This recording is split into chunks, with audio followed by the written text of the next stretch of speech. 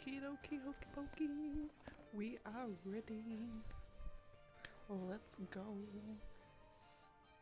But first, need to play my ads. 1 second. Because I gotta play the ads to start off with.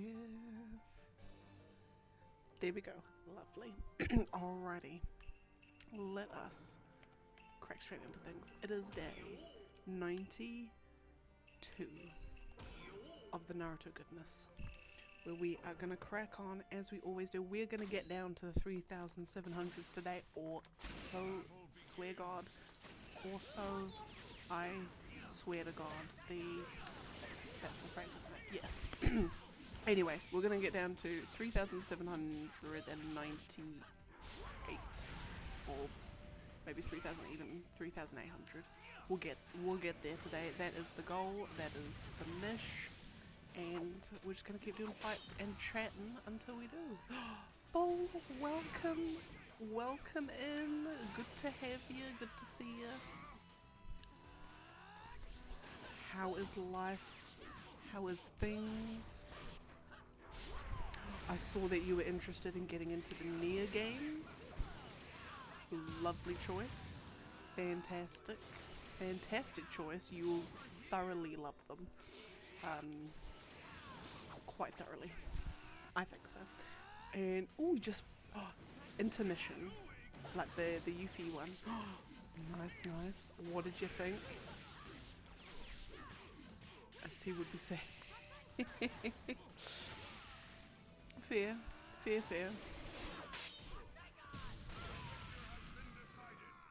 I'm interested to see if if in Rebirth all the Yuffie bits have that in it. Like it might be like one of those sort of things. Anything to do with Yuffie has that weird singing, which would be cool implementation if they did. But really surprised that the ending was like top tier. And like Sonon as a character, someone who introduced new into the story. They ended his thing so well. They implemented Nero and Weiss in a way that isn't cringe and cheesy like it was in Dirge Cerberus. It's fabulous. And also interesting to see what they're doing with Nero and Weiss as well. Because they've only ever been... They weren't in Crisis Core. I think it was only in Dirge that them and Deep Ground were even a thing. Fighting bosses.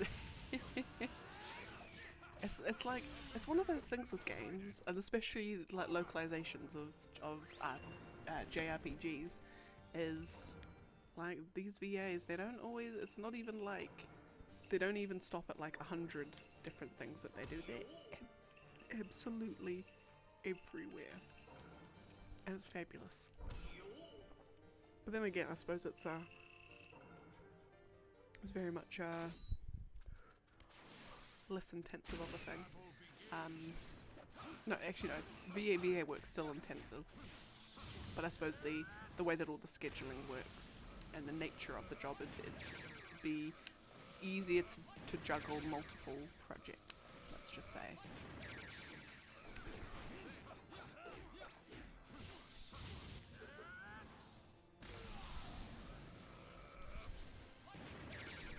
I am just ever so excited for Rebirth. Oh my good golly moogly.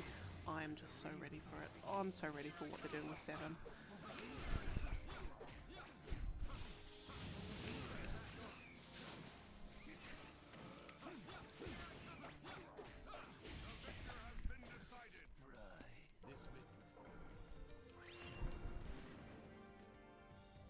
And I reckon probably this coming week, so maybe on Friday this week, I'm gonna finish 16. And I'm very much looking forward to it. Final boss was kind of it was probably they balanced it quite they balanced it quite differently, considering there's only Yuffie and Sonon rather I suppose for a DLC they probably intentionally made him easy, but or they thought he was going to be hard, and just if you were, you know, certain people just naturally find that particular fight easier.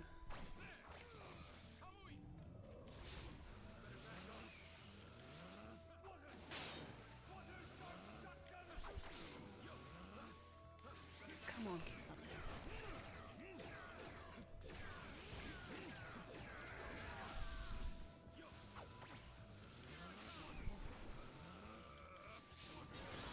Right, and then one more. Come on.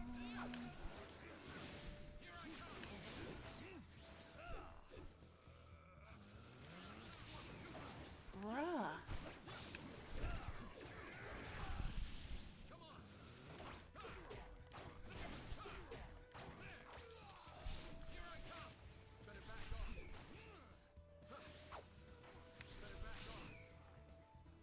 There we go. Goodness gracious, that took longer than it needed to.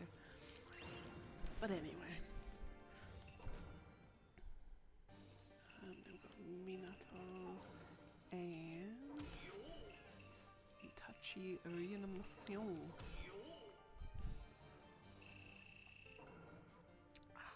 Lovely.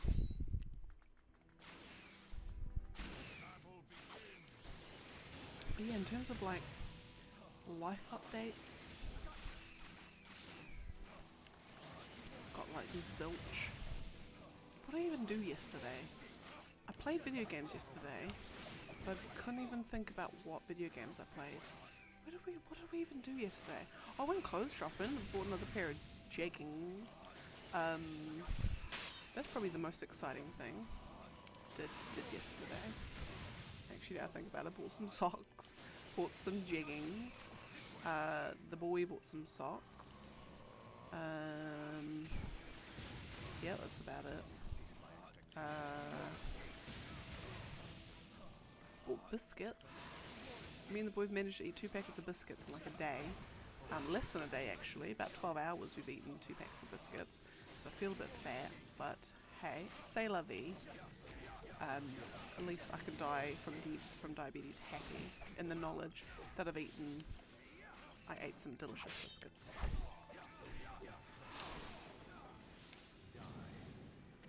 Not today, my good sir.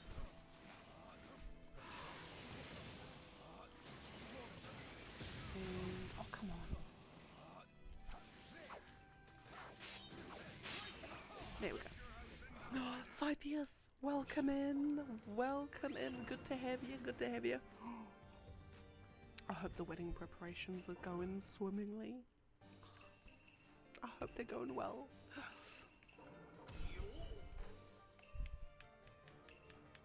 As I know that they will be, but yeah.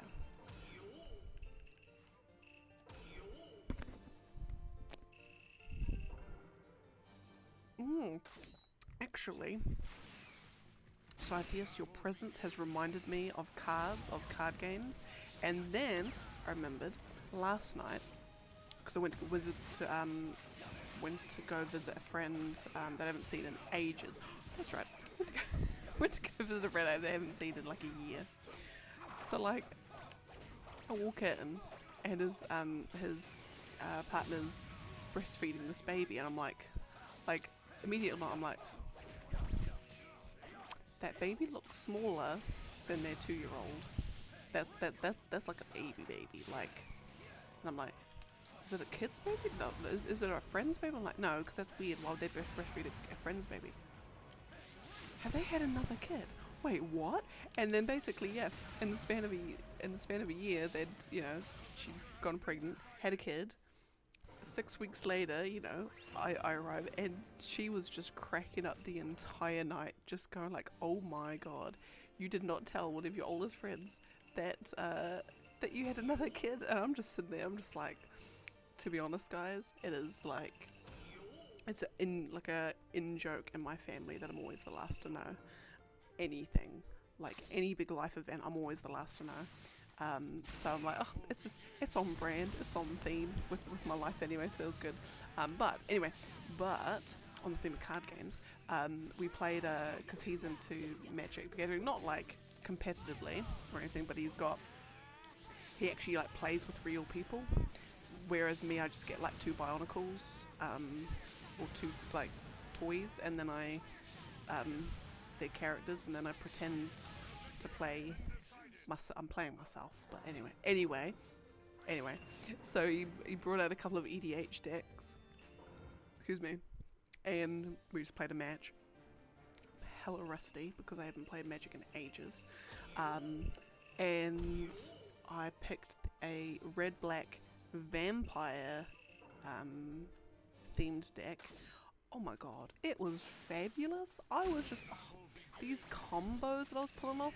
I had a Falcon Wrath Marauders, 2/2, with toughness and power, that by the end of the game was up to like 14 toughness and power, and with flying, and with it was just beautiful. And I managed to win the match to my surprise, because I also kept forgetting that it was EDH or Commander.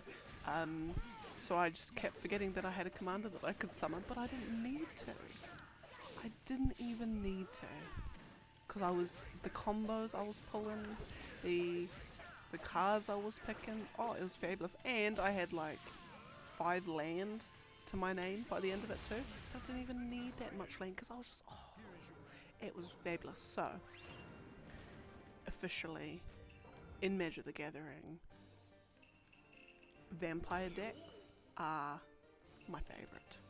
Oh my goodness. Like, I already like red and black as colours because they're get in, hit fast, deal damage, quick and fast, pull cheap tricks like your death touch and all that sort of stuff. So 2 of them combined within a deck that's got the whole like death touch or lifelink kind of stuff. Oh, fabulous.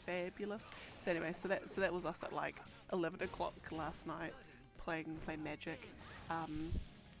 So that was a good time. And then, because he asked if I had any commander decks, I'm like, bruh, I collect the cards and I put them in my big spreadsheet, and then they go on the shelf.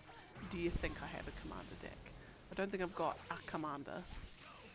No, I do actually have a commander. And it's Daxos the something. It's when he's like died and come back to life, I think it's one of those ones. But anyway, so then he said that his mates, I think he was getting together with a few of his mates sometime, like in a couple of months' time, for like a Magic Gathering party.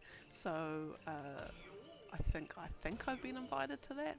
So it's basically just gonna be me with just a whole bunch of random cards going, like, I think this is something that's good.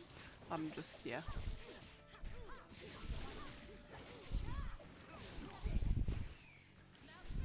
I think that might have been probably one of the first matches I've ever won against a real person in my life. So I was very, very pleased.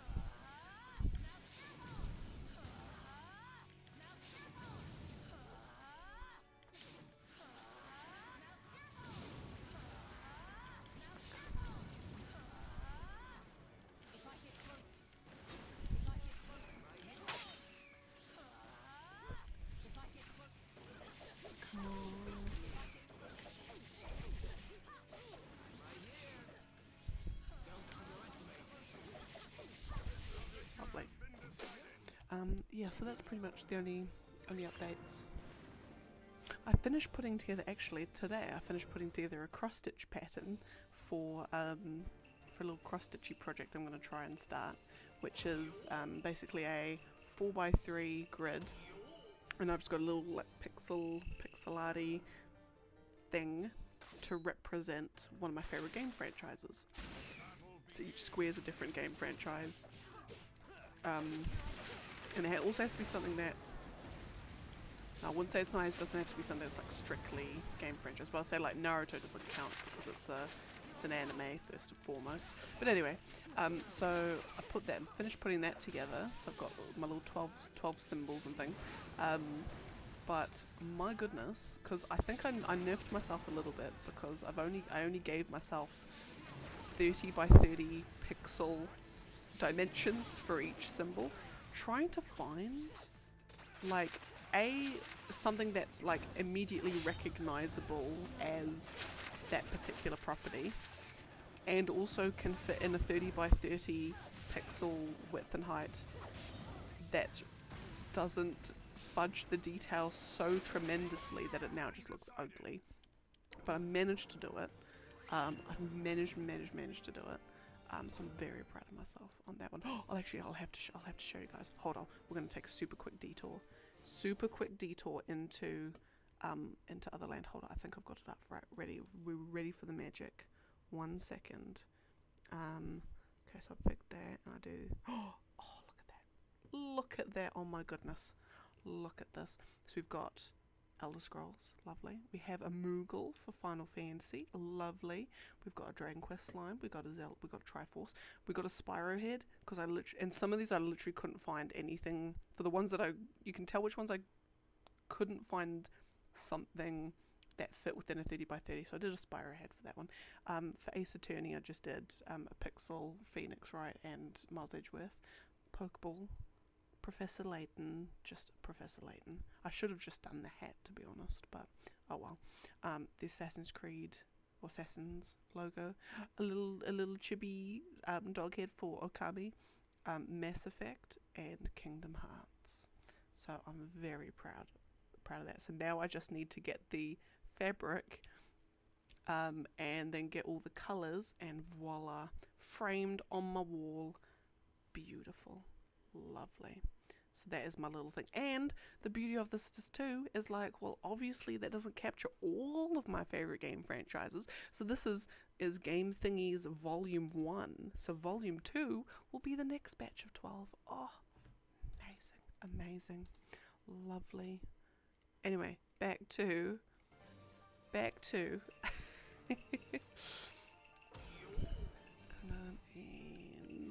data. So that's going to be my little arts and crafts project for the next however long it's going to take me to finish it, which will probably be too long, knowing me. But I'll get there in the end, and then I'll finally have our first art up on the walls, or our first like thing that we can hang up in our living room.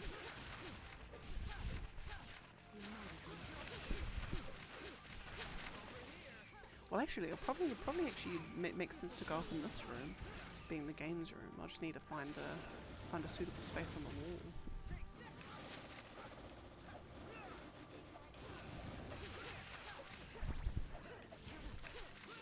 But then I have to like now think of like my next 12, because where I can, I'm trying to find like symbols rather than characters or whatever. I was trying to do to get one for Dragon Age, but trying to find a symbol or something from Dragon Age that fits in a 30 by 30 and still legible as to what it is like nigh on impossible. Therefore, that's why Dragon Age didn't make the cut in this one, and I think I substituted it with the Okami one. Because I suppose Okami's a franchise. Well, ish. There's 2 games. So I suppose that sort of counts. But yeah, so Dragon Age is going to have to make the next one. And I'm even thinking, do I do like different styles for each one? So there's like that one's like the 4x3, and then for the next one, do I do like banner style ones, like 6 banners all next to each other, and like Dragon Age, easy peasy. Oh my goodness, they're so easy to get Dragon Age 1 in there. But then do I do like, is that the one where I put in, oh my god, I completely even forgot The Witcher as well. Oh my lordy. So like all of these things, like, yeah. So now I've got to think of what, I mean, I haven't even done this one yet, so I'm already thinking of the next. But, you know, And then the beauty of it is that as I become a fan of more and more and more franchises, it's imminently scalable. I'll be like, great, I just collect up another 12 and that's Game Thingies Volume 4 done. That's fabulous. Reminds me of that 3x3 trend. 9 things that scrubby chase. Yes! Exactly that. See, I am an open book. I like to be an open book. Often to my detriment sometimes, but I'm an open book, and so when you come and you look at my game thingies, you can just like, you're like, you want to know what my favorite franchises are? Well, take a squiz at this. And they'll be like, wow, oh my goodness, oh my god, is that the School of the Wolf logo? Oh my goodness, are you a fan of The Witcher? And I'm like, hell yeah.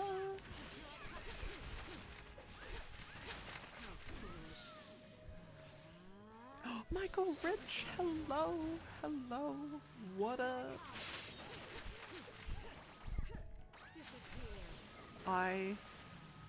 This week, I will join you in the, I've finished Final Fantasy 16 craze, or group, should I say.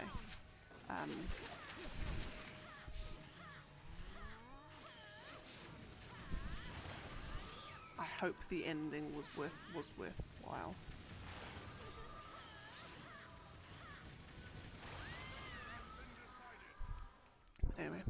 Anyway, but that is up and coming. I still got heaps of more side quests to do and side content. I can't wait to get your thought on the ending. It was an ending. Oh goodness. I know that it's ambiguous. Whatever it is, it's ambiguous.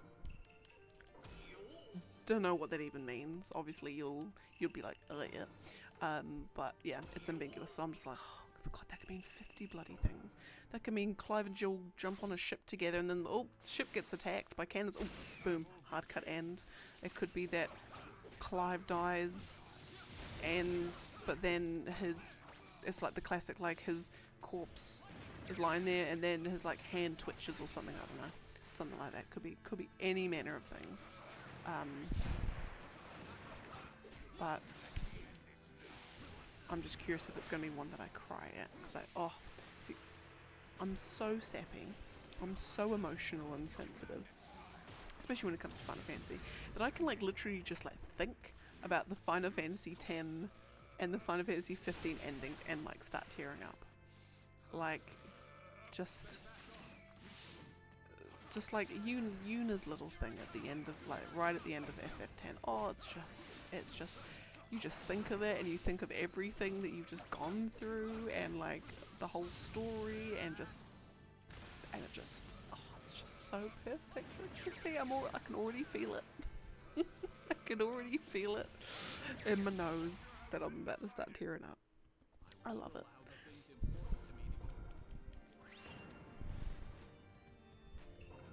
My reaction being it was, what do I do?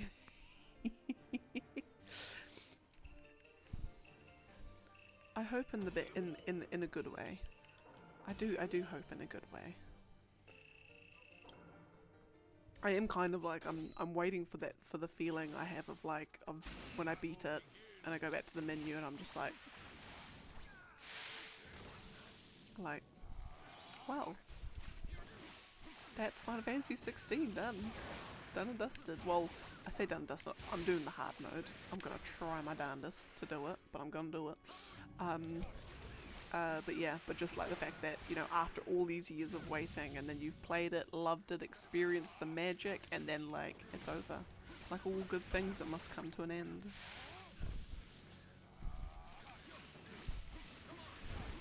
I just hope that whatever it is, whatever happens, I could definitely do with a Final Fantasy 16 too, and have some more Clive goodness. That's all I want.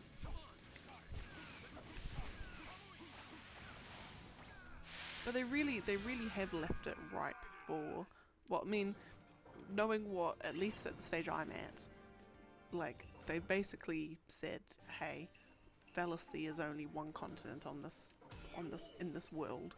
There's another continent that everyone doesn't really know much about. So it's just like, boom. We want to do a 16 too? Fabulous. Get on that boat and jump on Mid's ship and jump all the way over there on the other continent. Boom, done. Lovely. Oh my god, we need to find like the origin of all the stuff that happened, you know, find out about the people who migrated here. Boom. Easy. Easily done.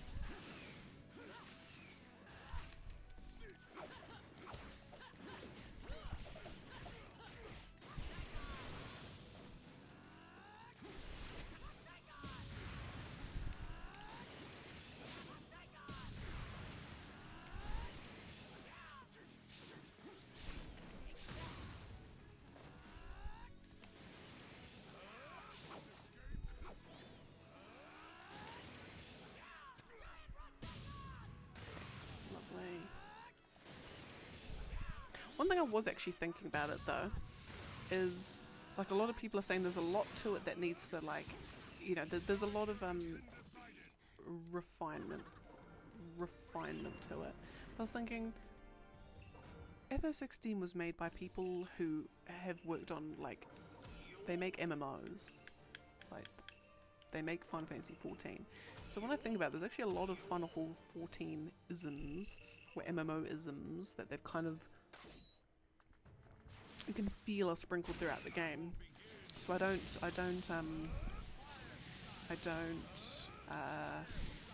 what's the word? There's like a phrase for like I don't care or mind that they, I don't fault them for having that stuff in, I guess. I think, you know, if you think about it, like, oh, you know, World of Warcraft people are going to make their first single-player RPG, you know, it's going to be, if you put it in that lens, it's actually, they've done a pretty darn good job. Started 10. I know it's pronounced Titus, but I'm stubborn and I still... Hey, I'm on the Titus train. I was on the Titus train for like 90% of the time that I liked, 90% of the time that I liked Final Fantasy X. It was only when I had a friend, well, I made a friend who was obsessed, as obsessed with it as I was, and he was like, yeah, nah, it's Titus, and I'm like, what, really? Really? What? I'm like, nah, it's Titus. He's like, no, it's Titus. I'm like, nah, it's Titus. But then again, hey, they never actually say it in game, so how are we all to know?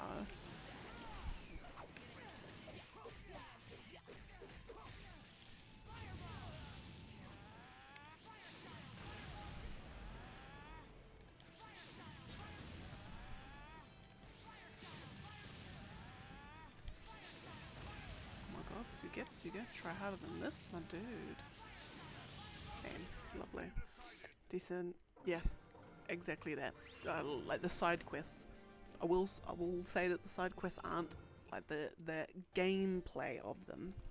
Nothing to write home about at all, but yeah, and it's just, yeah, there's so many MMOisms, and excuse me, and I can feel that I kind of get this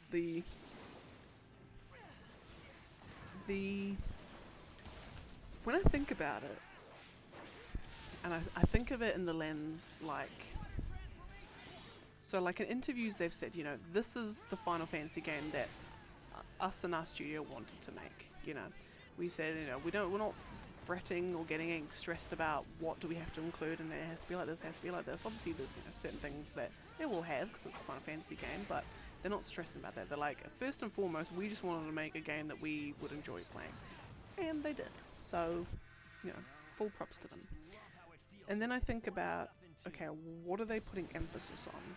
And they put such a huge emphasis on, like, the 1,000 tomes and the state of the realm and all the story bits, and like the biggest part of the side quests is the story behind them and all the reading, like all of that stuff, and all the memories and things you collect and all the almost like non-gameplay stuff is actually really where you can feel a lot of the love has gone into.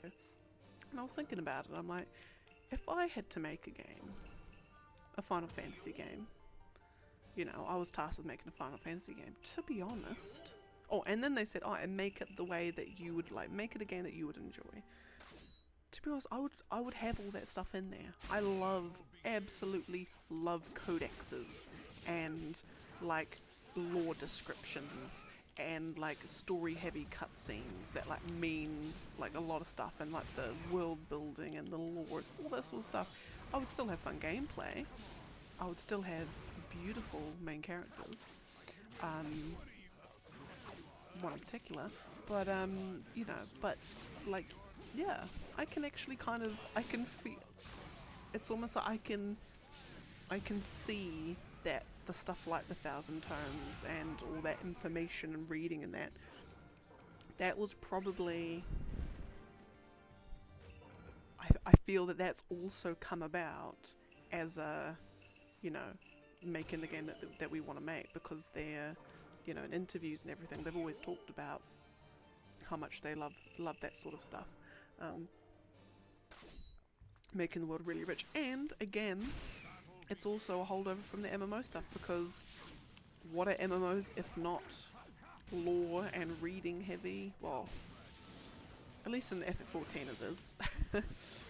But you know, like there's a lot going on. And I mean, 14 started a similar thing with the Eternal Compendium, or the Unending Codex, or Unending something. So they've started like a codex-y kind of thing. But yeah, but it's all that sort of goodness that I love.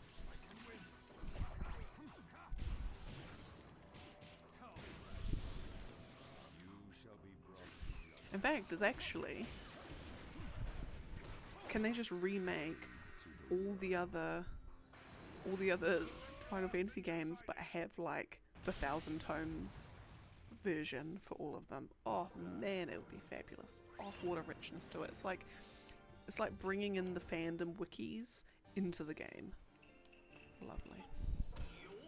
Would be absolutely amazing. It's the kind of thing I would love. I know a lot of people don't, but I would love it. How do I like the villains? Ooh, good question. I mean, if we look at all of the different villains, I mean, Annabella can just go die. Like, my god. If they wanted her to be a villain, then that is probably their biggest success, because my lord, oh my goodness, you despise her. So that's a big win. We're on the board on that one in terms of like having a villain that you despise. Benedicta? I actually thought Benedicta was going to have far more to do and far more involvement than she ended up having. I thought that her involvement in the game was also going to be on par with Hugo. So I was surprised that he ended up having a far more screen time, if you say that. But also, I actually kind of liked him. I liked him as a villain, I think. Yeah, no, I like him as a villain. I think, yeah. What other villains have we got? Barnabas? I don't know if it's just me, but I feel like Barnabas needed, I feel like there was going to be more to his backstory, his motivations. Maybe I just didn't quite understand it properly, or maybe I missed something. But I feel like there was going to be a lot more like big wham moments behind his character. Like, as in, from what I can gather of his motivation, it's basically he's just, and from what it says in the 1,000 Tomes about his mum, that isn't explained, is he's just a hardcore, absolutely hardcore devotee of a religion, and yep, like that's very, very, very watered down, but it's essentially the crux of it, which I feel like like I feel like there was going to be something else going on as well. Like I feel like there was going to be something else going on, but there wasn't. So I'm like, okay. I mean, he was extremely menacing and threatening, and they did a fantastic, absolutely brilliant job of setting up just how powerful he is. Like they did an absolutely brilliant job of it. And then Ultima, I'm still on the fence about. Like, you know, but then also at the same time, because I say, okay, well, you know, sort of got an explanation. You know, sort of has an explanation, ish. Like, I think. And I'm like, oh, you know, usually Final Fantasy villains have a bit more, but I'm thinking actually, Yevon at the end of 10 appears out of nowhere, and you're just like technically a final boss, but doesn't really have much to him. Zeramus at the end of Final Fantasy 4 doesn't. Who does? Oh, Sephiroth does. Ultimacy does. Necron at the end of FF9 doesn't. He just appears out of nowhere. So there's actually in a lot of fun, like even like Neo X-Death at the end of 5. See, like there's a lot of Final Fantasy games where the actual final boss, like the actual true villain, isn't very like. It's just very loosely explained, really. So I actually, in that sense, I actually can't, you know. It's a Final Fantasy game in that sense, you know. Yeah, so I think it's they've definitely got a mix of they've got very, very strong villains and a few weaker ones. I think overall, I think I like them. You could say that the true villain of FF16 is the society we live in. It's the society, it's the social constructs, you know. But you know, just but yeah. Yeah, so I think I'll when I finish it, I'll excuse me, have my true feelings on it. Yeah. Hit the one of my least favorite looking icons. I actually quite like Odin's style, I think. I found his like semi-primed look to be like he didn't have the glowiness of everyone else. I'd say probably my least favourite lookings, if I had to rank them from least favourite looking to favourite looking, I would say Ramu would be least favourite.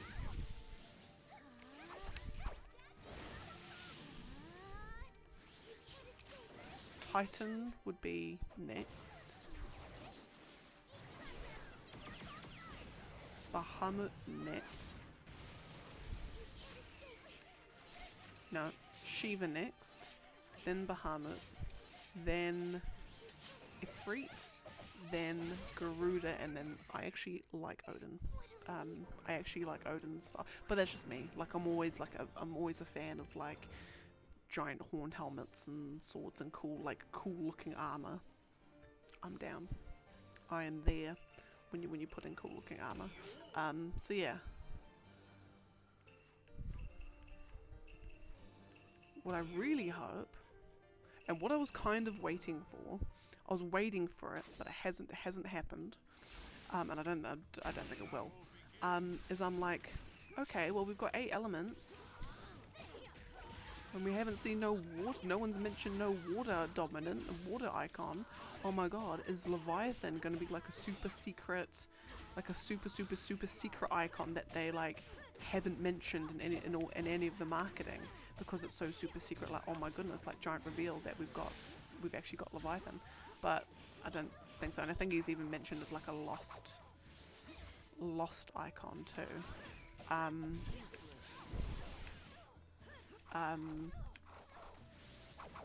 Which now I think about it actually kind of makes sense. But DLC. Like, they've actually put so many doors in for DLC. It's mental. So really, really, and like a lot of people are hoping that they do.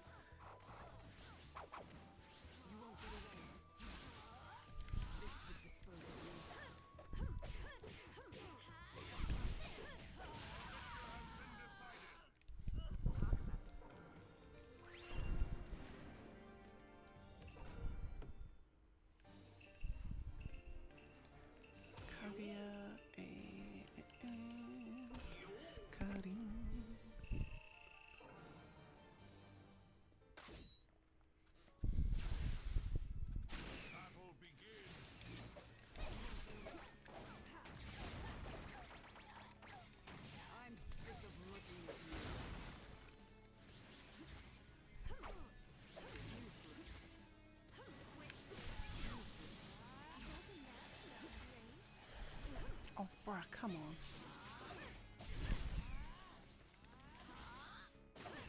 Bruh.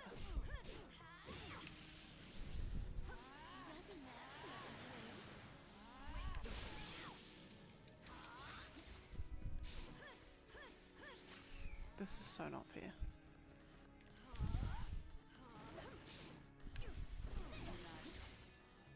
There we go. Gracious. Fave was Titan. It's basically as he looked in the hands of Hugo. It was really intimidating. And it was, and especially, oh my goodness, when they did the Titan Lost fight. Man, that was cool. Like, that was mental how good that was.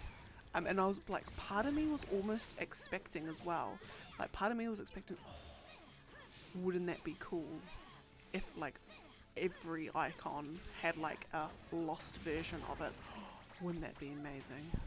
Like, they were like all of them went Super Saiyan. That'd be fabulous. Like, there were so many different avenues that they could have gone through in that story. And I suppose all of them are good.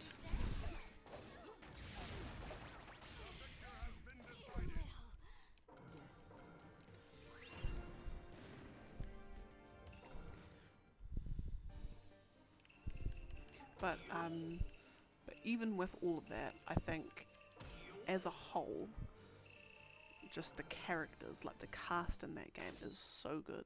Like, it's so good. I didn't realize, like with Gav, like Gav is probably just one of those absolute like breakout, standout characters. Like, everyone's like not mentioned in any marketing. You know, who the hell's bloody Gav? And him and like Byron are just perfect. Just absolutely perfect characters.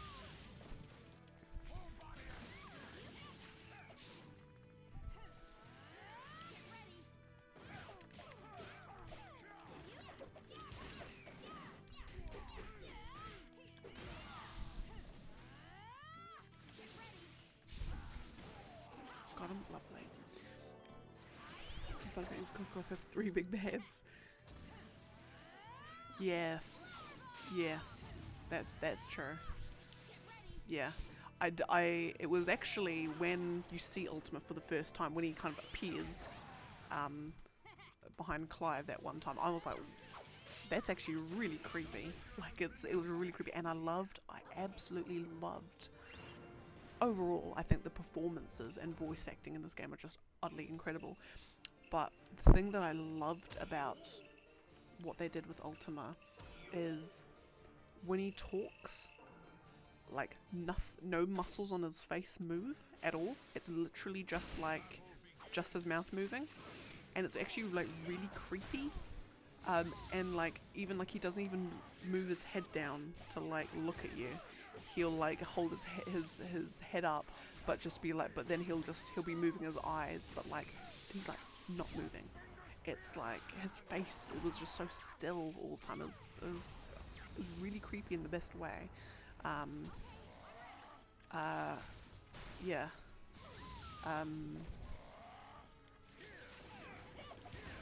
Yeah.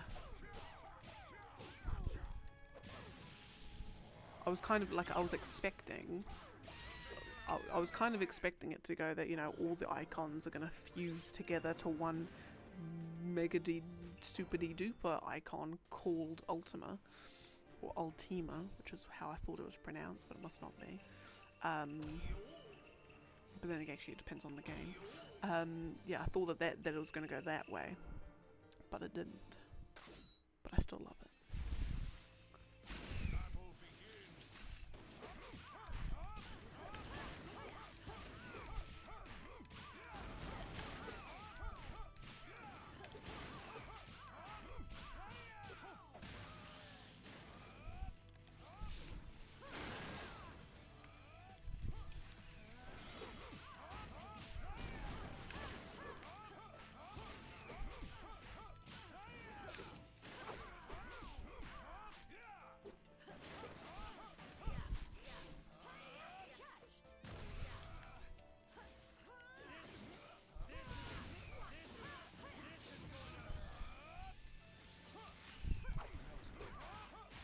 And also, another thing too, which I actually read, I think it was after my stream yesterday, I was going through the 1,000 tomes again, and apparently the icons are short, like the word icon is short for iconoclast, which is what the icons are. They're like iconoclasts of something, I think. There's some, I think, but like, again, not mentioned anywhere in the main story from cutscenes. It's all in the 1,000 tomes, which I find just a really interesting choice. But also, excuse me, I just had the thought as well. If you kind of think about, you know, for people who just like, you know, they're playing it, let's just say they're not feeling the story normally. Why do what other games would do, or you know, Final Fantasy stories are, you know, have always been very extremely complex, lots going on, and you know, if you're not into it and you kind of just want to just finish it, like you like the gameplay but you're not into the story, then you're still bogged down by all the cutscenes. 10, most notably, is the most egregious example, but the 10 story is just masterpiece, so you should be grateful that you're seeing the cutscenes. But anyway, but I'm thinking, well, actually, for people who don't really care or mind about the finer details of the story, then that's fine. We're not going to put everything into the cutscenes, and now you've got heaps of cutscenes where you've got to explain all of this stuff. We just chuck that over in the 1,000 tomes. If you're interested, go and have a look if you're interested, and if you're not, then that's fine. We've given you everything you need to know, and then all the finer details we chuck elsewhere, so we're not bogging down all the cutscenes with stuff that most people, well, I say most people, some people, don't really care for. Maybe that was possibly a reason why. But I do find it very odd that that's the case. Like, especially like Barnabas's mum. She appears in a cutscene that you have to see.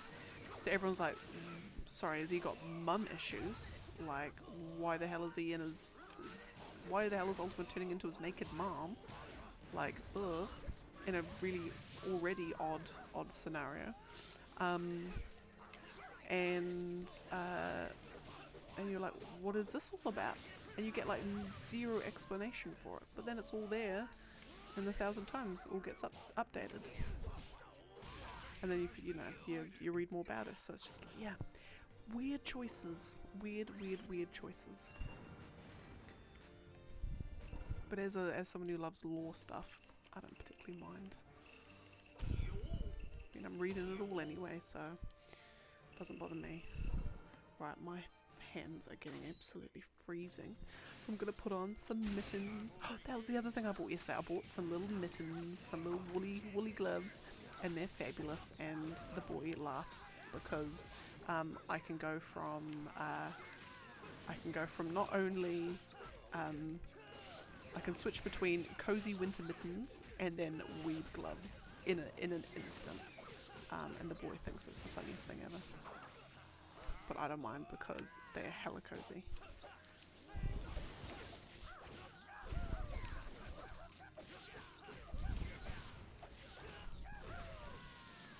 Only that, but they also have not one but two people in the hideout who literally tell you the word. Yeah. Yeah.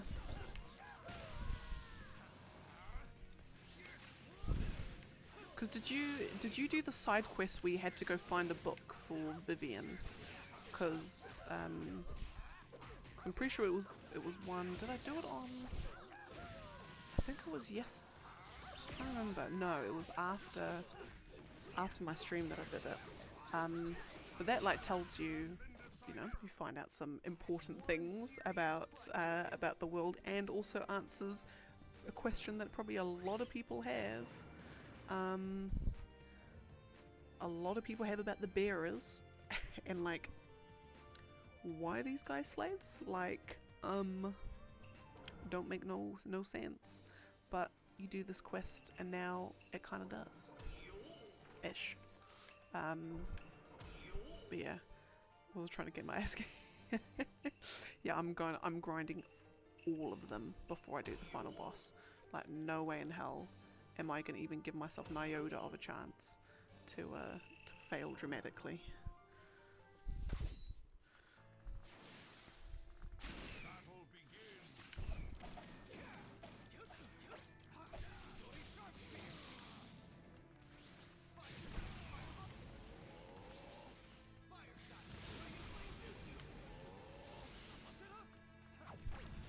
Lovely. Yeah, so there's like it's all of that stuff's hidden in the side quests, which, yeah. So it's like it's there.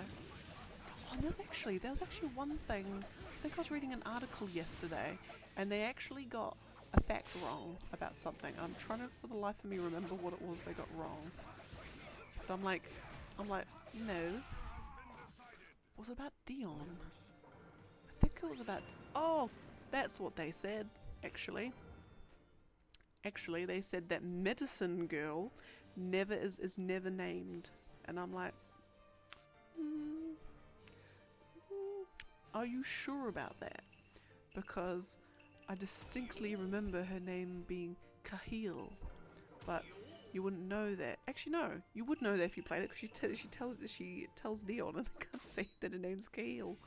Never mind. So anyway, so I've been noticing that there's a lot of things I've been reading with me getting like certain facts incorrect, or like they're like, oh, the game doesn't have this. This is never explained. I'm like, it actually is though.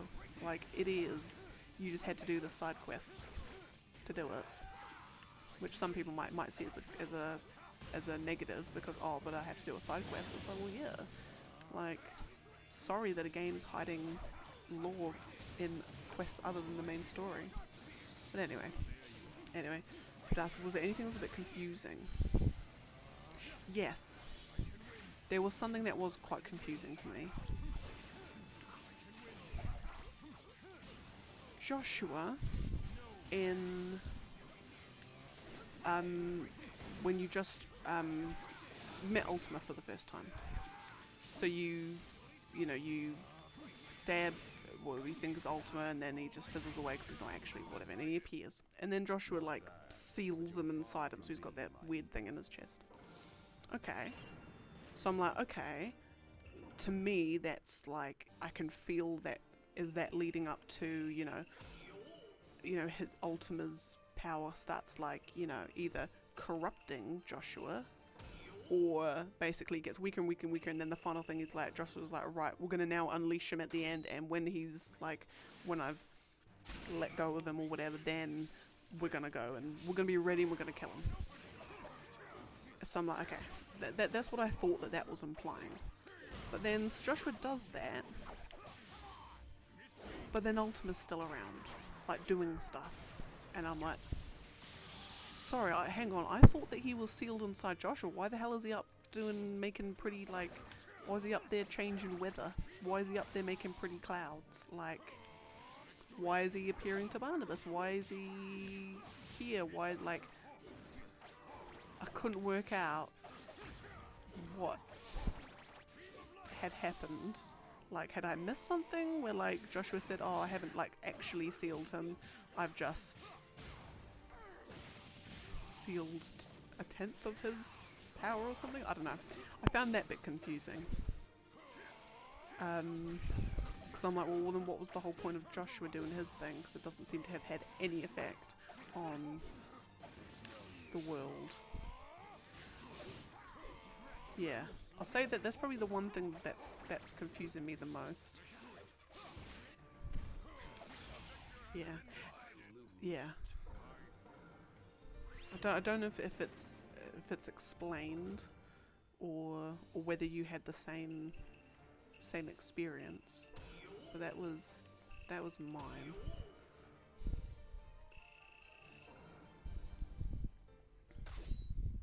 In fact, I feel like there was another one as well. I'm trying to think what it was.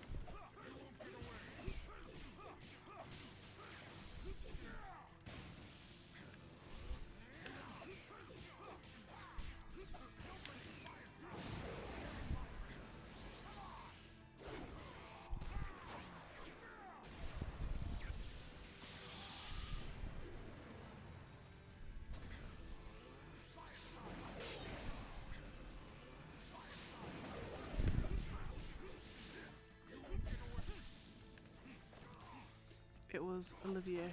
What was Olivier? Oh.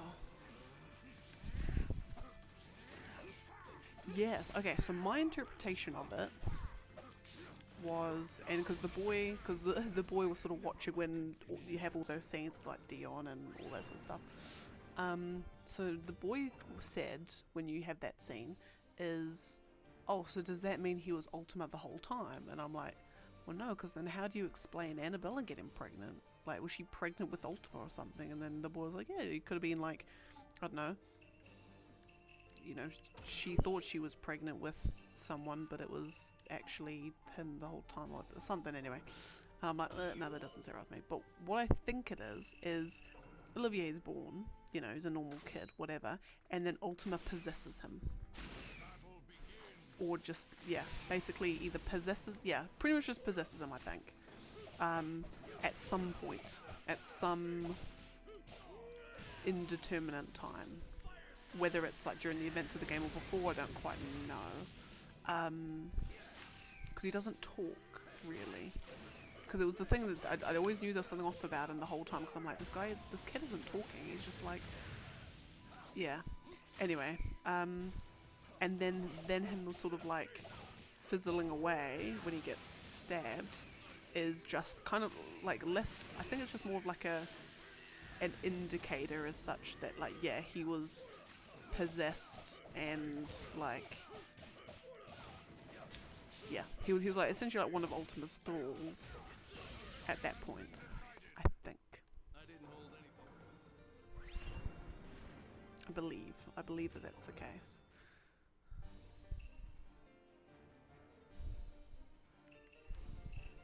That was my interpretation of it anyway. That he actually was actually a kid that she was actually pregnant with, but he was possessed at some point. Yeah. One more question of mine to nitpick. Go for it.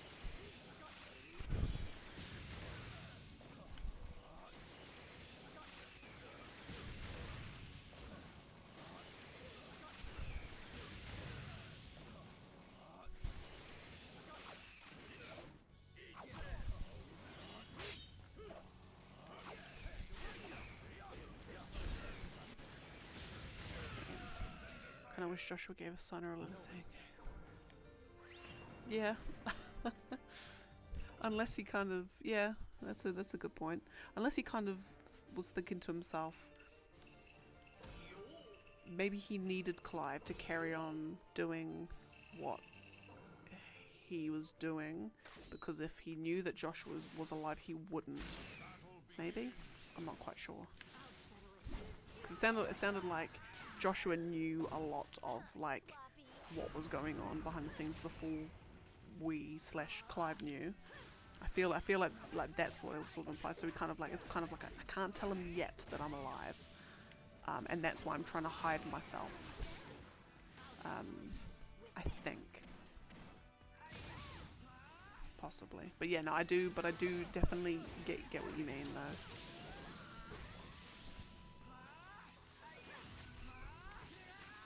And the actual question is, what happened to Leviathan? Yeah. Because I was thinking, I'm like, okay, well, I'm pretty sure Leviathan was meant to be... Because the bit in the area in Dhalmekia where you've got all those waterfalls in that big basin, so there I believe is, they say, like, the mother crystal Zemeckis used to be there, but then a big fight between gods and man happened and it destroyed or whatever. So I think that's... I feel like each mother crystal, because there was originally 8 mother crystals, and 3 of them were destroyed by the time the game starts, which is the one in the Northern Territories, the one at the south of Waloed, and then Zemeckis and Dhalmekia. They were all destroyed by the time the game starts. So I'm feeling like, okay, each mother crystal has an icon associated with it. I think. I'm guessing. I could actually be wrong on that. No, I think that's actually a false assumption. I don't actually know what happened to Leviathan. I feel like what they are is... Yeah, I'm not quite sure. Because I actually read another thing. I read another thing in the 1,000 Tomes, which again I don't quite know. I really don't know what it means. But it said something about how the icons are fragments of Ultima's essence, like his being or something. That's what the... Or is it the mother crystals? It's either mother crystals or icons that are like fragments of Ultima's being or something. Which, if it was icons and that was the case, then that means with Leviathan going... then that's Ultima will never be whole or something. I don't know, something poetic like that. And if it's the mother crystals, or if icons are, yeah, I'm not quite sure. I feel like I need to go read something again. I'm sure someone is going to release a video that's going to fully comprehensively explain all of this, I feel. Or there's going to be like theory crafting on the level of like Squall's Dead and Final Fantasy VIII kind of level. Because like there's no theories I enjoy more than Final Fantasy theories.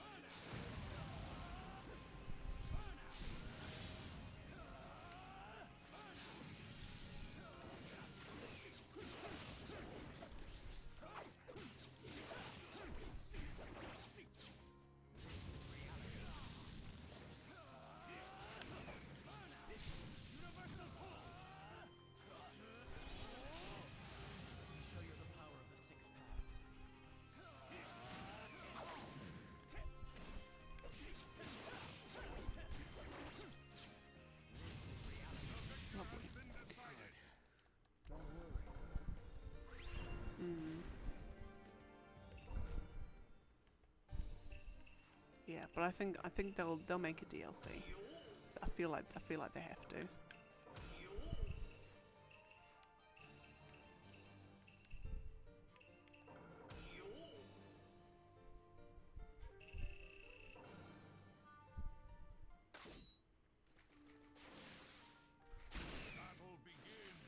One thing that I don't get actually, and I don't know what's your take on it, is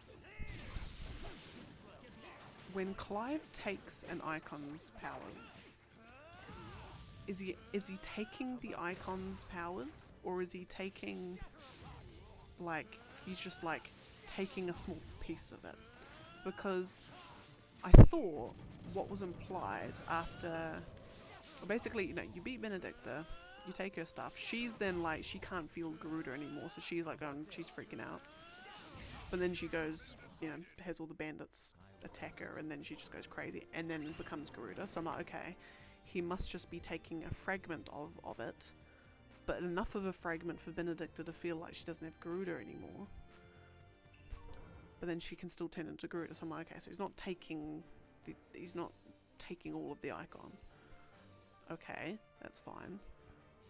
So then that means then that, but then what that means, and it's more from a storytelling perspective more than anything else, it kind of, the scene with Clive and Jill on the beach, which I actually saw a couple of articles say, like, why the hell are they naked? Like, why are they just randomly naked? I'm like, if you didn't notice that their clothes drying on a rock, because, you know, they've kind of just, like, been swept away by an ocean, they're probably going to be a bit freezing if they left their clothes on. Anyway, but if it was the case that Clive was, like, actually taking their powers and, like, they couldn't use icon abilities at all beyond that, it would have made that scene a lot more impactful. Oh my god, I've just realised I've done the wrong fight. I was meant to do Guy. Sorry. It would have made that scene so more impactful. Like, Jill's like, yep, I am gonna give up this icon, like, fully. Like, I'm gonna be just, all I've got is a sword beyond this. But that's not the case. So kind of like obviously it's still, you know, still nice, touching scene, but I feel like if he was actually properly taking their powers away from them, like bloodbending that shit in Legend of Korra, then I feel like that would have been a bit more weight behind it, I feel. And then have the mystery, and then have it like a proper mystery as to why Benedicta and all them can still turn into the icon, and have that be like a mystery.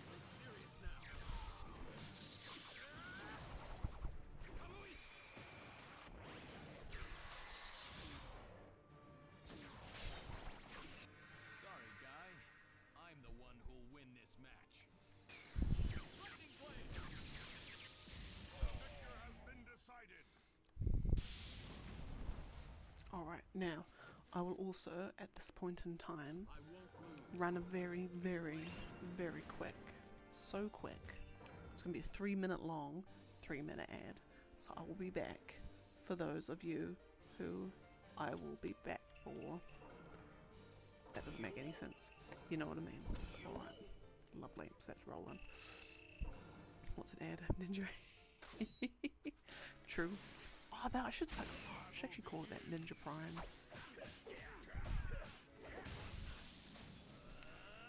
But I'm really, really, really curious as to what actually happens when someone manually presses one, because I feel like it. Like there's been times where I've been on the stream and someone's like, "Oh, about to run an ad." I'm like, "Oh, did you?" Like I didn't get anything. So but I'm like, and I'm not subbed, I'm not VIP, I'm like nothing. So it's just odd what happens. But anyway, c'est la vie.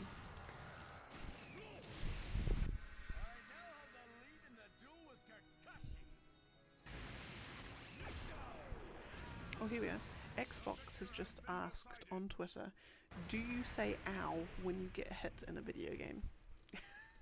And I can say with all surety, yes, I do. Okay, I'm going to update the list. We are at 3-7 because we did a fight with 2 young Hinatas, so that's why we're now on odd numbers again. And then we've got Kabuto and Sasori.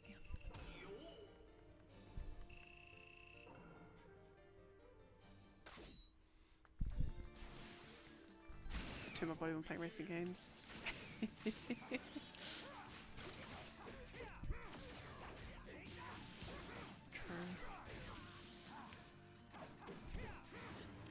I do have in fighting games, I'll mouth like the kind of like the sound effects, like you know when like people are like you know, when you're play fighting with friends and you've got guns or something and you do like little pew pew sounds with your mouth.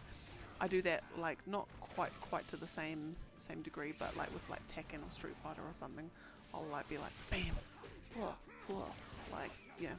When I'm actually doing a combo, because if you've ever watched me play those games, if I ever do those games, you'll see how utterly horrendous I am at them. Can't do a combo to save my life.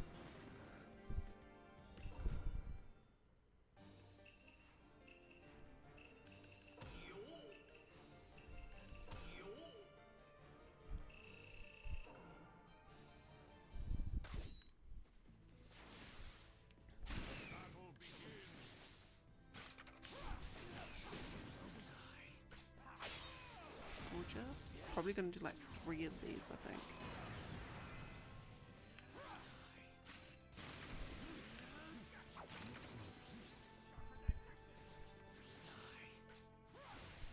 Lovely.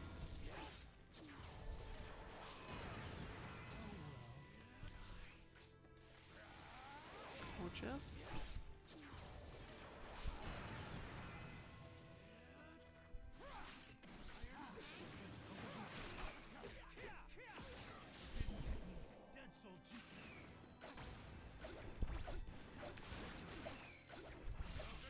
Just amazing. Fabulous. Right, now we've got Madara Reanimation and Young Choji.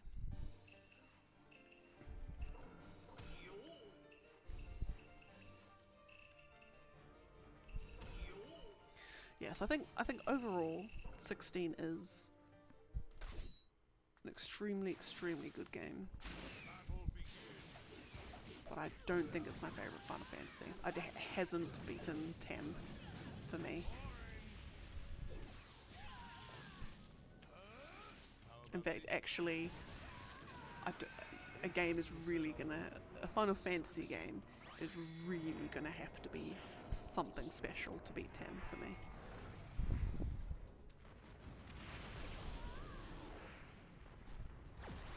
But for so much they're gonna keep thinking who killed her when I left.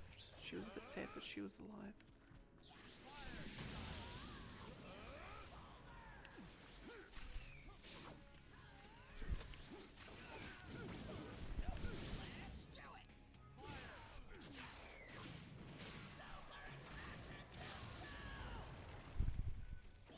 Because we kill her when, well,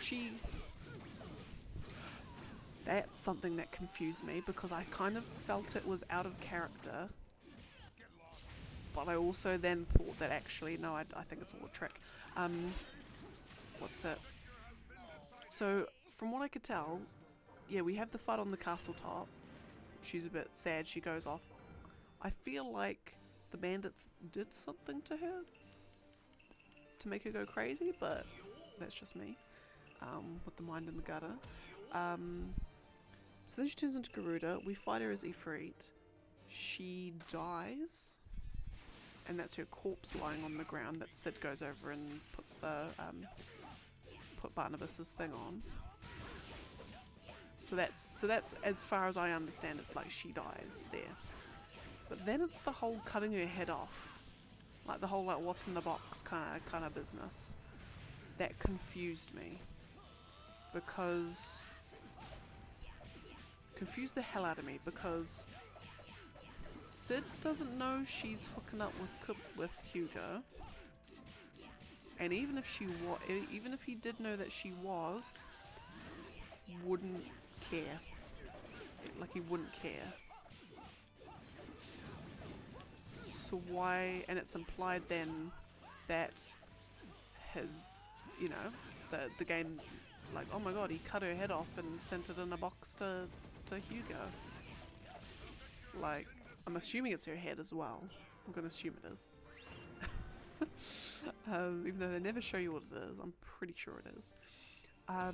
So then I'm thinking, hang on, no, it can't be Sid, because that is, I feel like that's horrendously out of character for him to do something so callous. But then it could also be, actually it was, and it's actually maybe a side of his character that we don't usually see, and he's actually can be quite ruthless. So a bit of depth and nuance there, but I still don't think it's the case. So then I had the thought, are they going to reveal that it was Sleipnir, Lord Commander, the Walud Lord Commander Harbored, that / Barnabas, like, they cut off their head and delivered it to Hugo and said, oh, by the way, it was Sid, you know, who did it, kind of like stir that up, possibly. And then I thought that they were gonna, you know, reveal that that was actually the case, that it was someone else who had orchestrated that, which would be cool if they did, but they don't. So there's there are so many unanswered questions in this game, like so many, and I don't know if it's like on purpose, because it could be very intentional. Like a lot of, you know, films and games and stuff do a lot of this stuff intentionally, that they leave things ambiguous or like ask you questions, like they're not explaining every single thing, which is fine if it's intentional. If it's not intentional, then there's just been a lot of gaps that they haven't filled.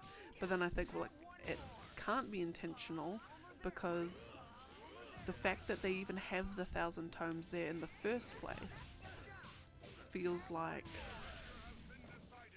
they don't want to leave gaps in the storytelling, because they're explaining all this stuff over here in the 1,000 tomes. It's just like, yeah, there's so many unanswered questions, and it's something. It's like, yeah. Like me, who just loves closure, I need these questions answered. I need them so desperately answered.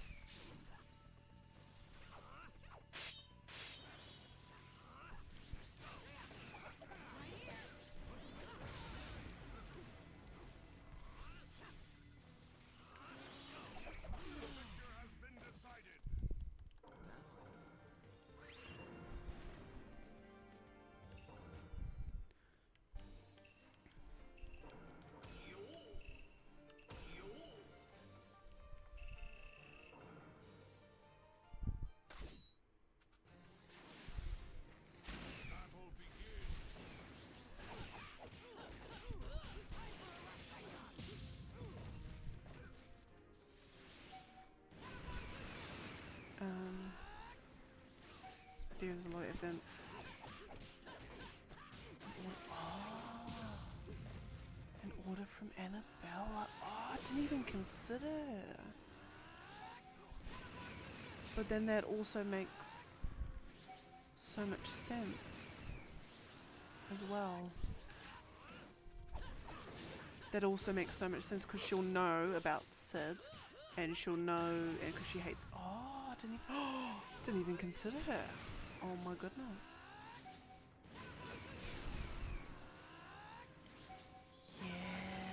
Yes.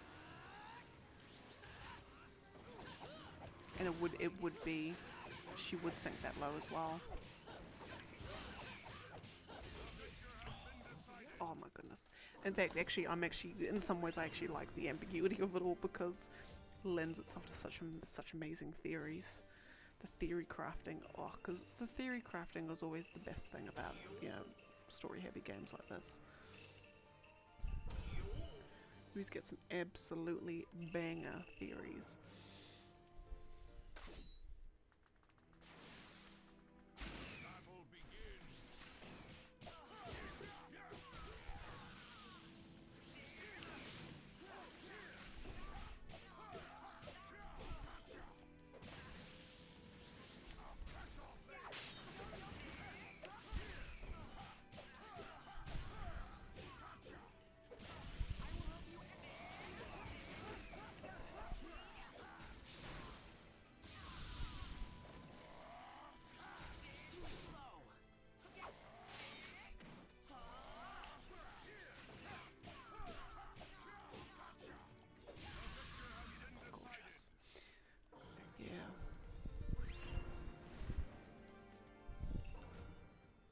feel like was there something else that I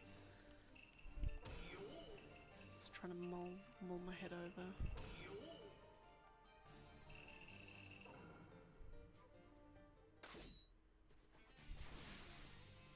Not really. Yeah, I think that that's probably all the main questions I had. Actually, that's something that I don't know if it's again intentional or not, or they missed it. Was in the big like map of all the characters and all the connections and everything between them. It shows you who's dead, or the state of everyone. Sir Tyler, your other buddy, along with Sir Wade, who died at the start of the game, isn't marked as dead. Like, he's still got a very much in colour and intact portrait on that character map. And part of me, like, I'm looking at it and I'm like, surely they would have gone through and made sure that this thing was accurate for every part of the game that you're in. And surely they wouldn't have missed something this glaring. Because I think it was through that map? No, there was something else that map kind of hinted at as well, just from the fact of what it is. But I'm like, does this mean that Sir Tyler isn't dead? But then I'm like, no, it wouldn't do that, because it would mark him as dead, and then when it's revealed that he's not, then it would change. But I'm like, but he's not marked as dead. Does this mean he actually didn't die? And in a side quest I have yet to do, he's going to pop up that he's actually still alive. In which case it's a very, very big interface spoiler. And it's like, I'm not quite sure, because there was already interface spoiler with 1,000 Tomes. They reveal that there is a character called Ultima before you ever actually meet Ultima, before he's ever introduced into the story. So it's just like little things like that I just can't help but wonder, is it something that they missed? Because me being the eagle eye that I am, I've already spotted 3 spelling mistakes in the text in that game as well. On some of the books and things, so I've found 3 spelling mistakes so far. But then again, there's so many games do nowadays.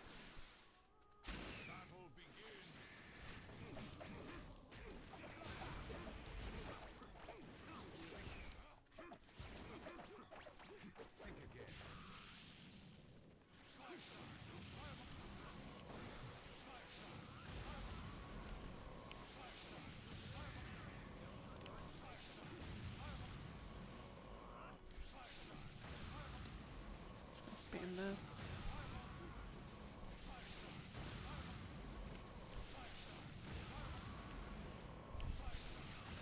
Come on, okay, right, one more. No. Lovely. I've saved all people who survived. Wouldn't be surprised. Annabella's killed so many more people than the actual icon. She's by far the biggest weapon of mass destruction in that game. Goodness. God, she's just so bloody evil. Oh, like I don't even care, like, if Ultima just wipes everyone off the face of the map, Annabella's still the most evil person in that game by an absolute country mile. Like I'm pure evil, like pure malice and malevolence and ill intent. Like, she just already has more than Ultima. Like, at least with Ultima, it feels more like righteous indignation than it does evil. Whereas hers is just straight up evil. When you press start, I can see info on Kay's places that ends up spawning Joshua.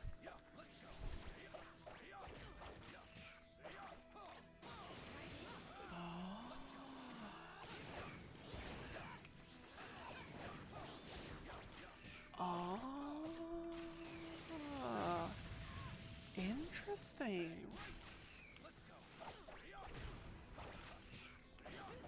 I didn't notice that, actually. Huh. I didn't notice that at all. Oh my goodness. Look at that. So yeah, and like, which again, that sort of like lends further credence to things like, there's so many interface spoilers in this. Like, it's almost like, did they realize, or was it kind of like the system that they implemented, like all the systems that they put in, has it actually ended up as a double-edged sword in the way that it's absolutely fantastic to help people keep up to date on like lore and locations and characters, but then at the risk that you end up accidentally getting spoiled, because it's not as I don't think it's as smart as like new bubbles will get added as the cutscene progresses. I don't think. I could be wrong on that though. I've never actually checked, or I've never actually noticed. But yeah, huh. The one thing though that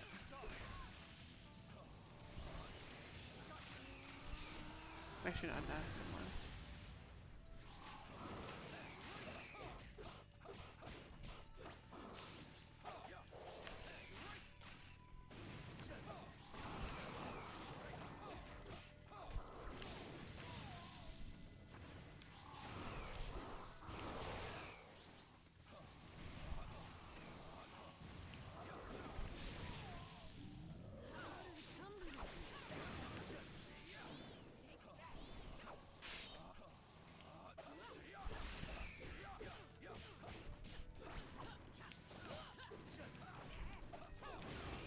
Lovely. Yeah, that is really weird actually. Yeah. Yeah, I think the implementation of the lore stuff has actually been a double-edged sword for them. Or there's ways to refine it actually, because technically it's like the first of its kind really in games. Like their active time lore is really like a world first for that kind of implementation of, you know, a codex type system, really. So it will be refined, and it will be worked on, and there'll be an iteration of it, whether it's in a Final Fantasy game or not.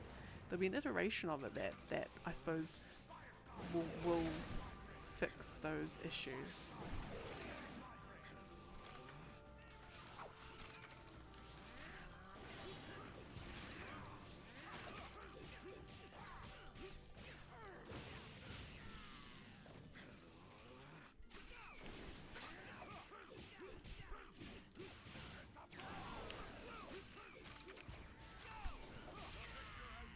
Yeah.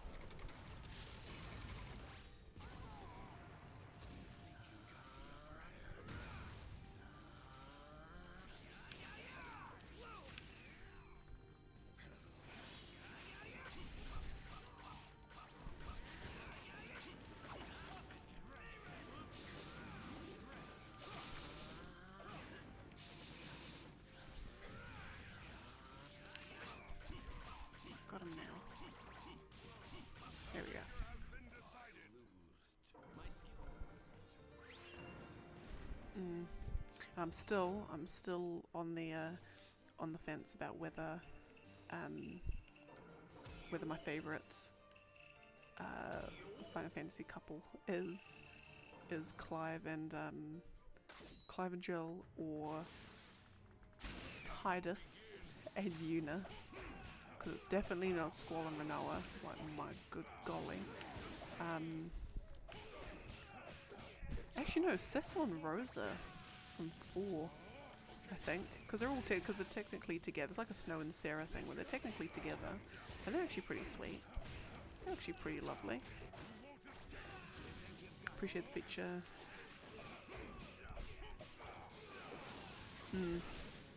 Yeah, no, it was good actually. There was, like, especially for me, especially when it comes to like trying to remember like the different governments and the different, like, what the city states, like what their like political affiliation is, or like, okay, these people are a republic that's ruled by these ministers, and then this is, you know, in some brackets the emperor, and then these peeps, and then it's like trying to keep track of all that. I think I definitely appreciated it more.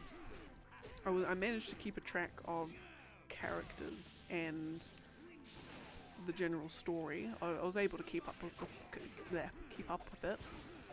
But it was, yeah, all those sorts of finer details. I'm like, oh, hang on, like, why is this guy in charge? Oh, that's right, he's a minister because they're, you know, these people are in charge of Dhalmekia or whatever.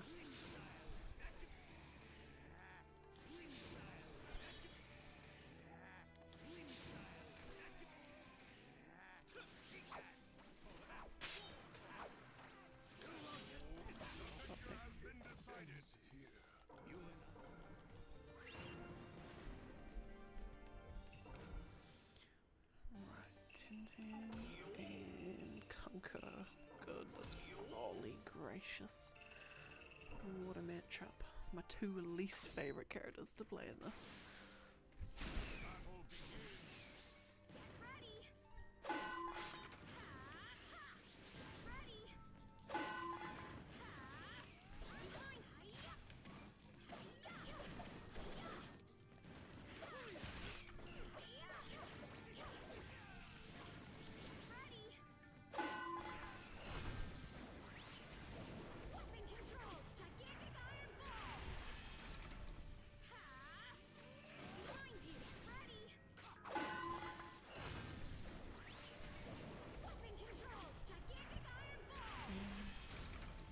One more.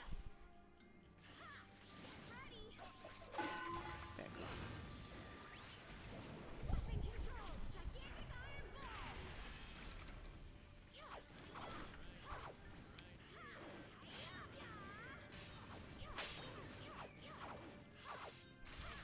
Fabulous. Yeah, I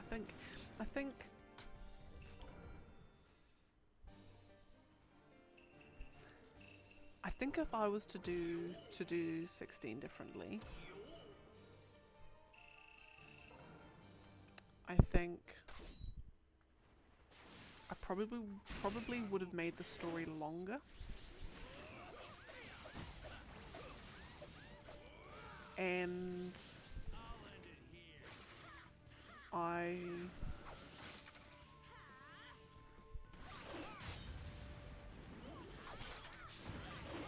would have made the story longer, and I mean, there's actually quite a lot I would do differently.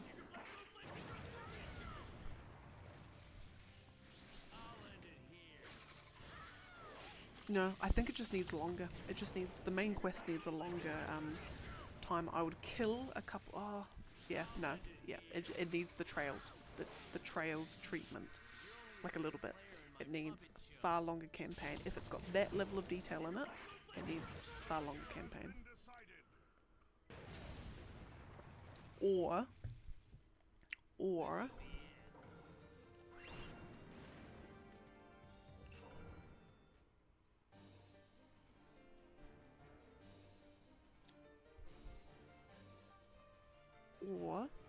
certain things aren't taught to you in a cutscene, but more so you glean from how people in the world act. Like there's a lot of things around the part, like the governments and that you can take away from the cutscenes and have more like environmental storytelling even. But I also kind of want it longer too because I want to spend more time with it.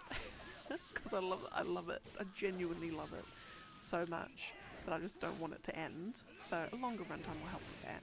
But yeah.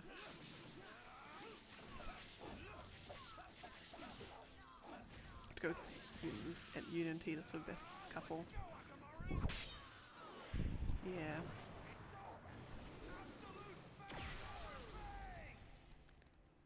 I think Yuna and Titus's one has probably grown the most organically. Out of all of them, it's probably the one. And I suppose actually Garnet and Zidane and from 9. I think theirs actually grew quite theirs grew quite organically. But yeah, I think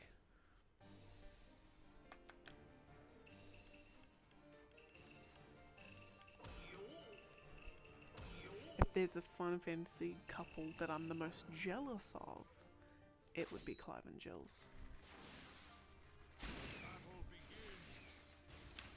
But yeah, actually, yeah, I think as an overall romance, story, I think Titus and Yuna.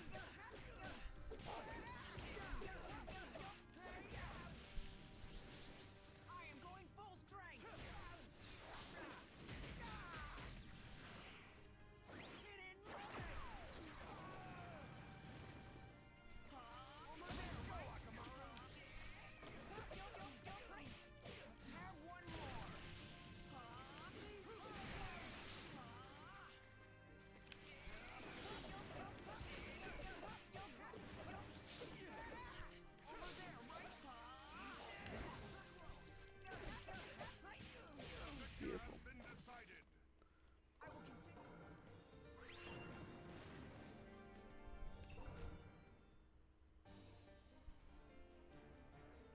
Right, Toby White and she don't want that one. Don't want that one. And Naruto last. God, we're making real good time with these.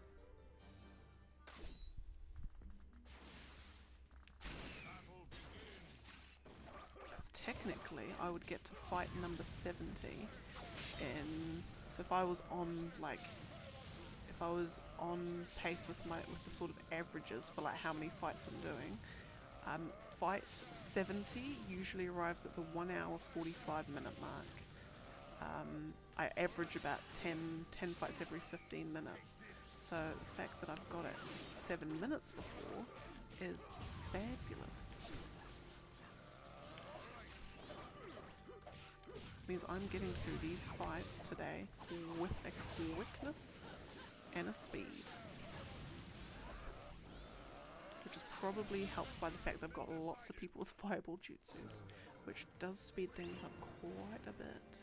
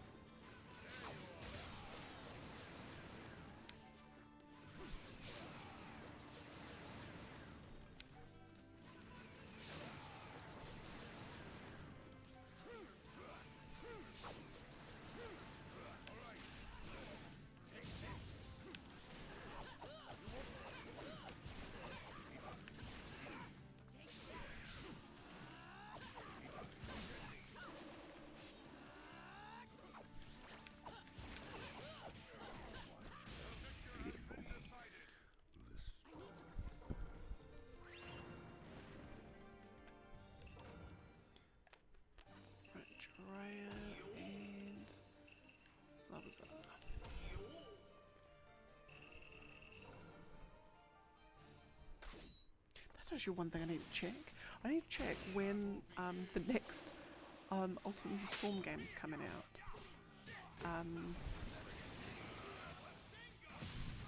The Ultimate Ninja Connections. I need to figure out when that comes out, because wouldn't it be a goof? Wouldn't it be a goof? I finish this just as it comes out. And then we do this all over again, because finally there'll be a Naruto game with a bigger roster.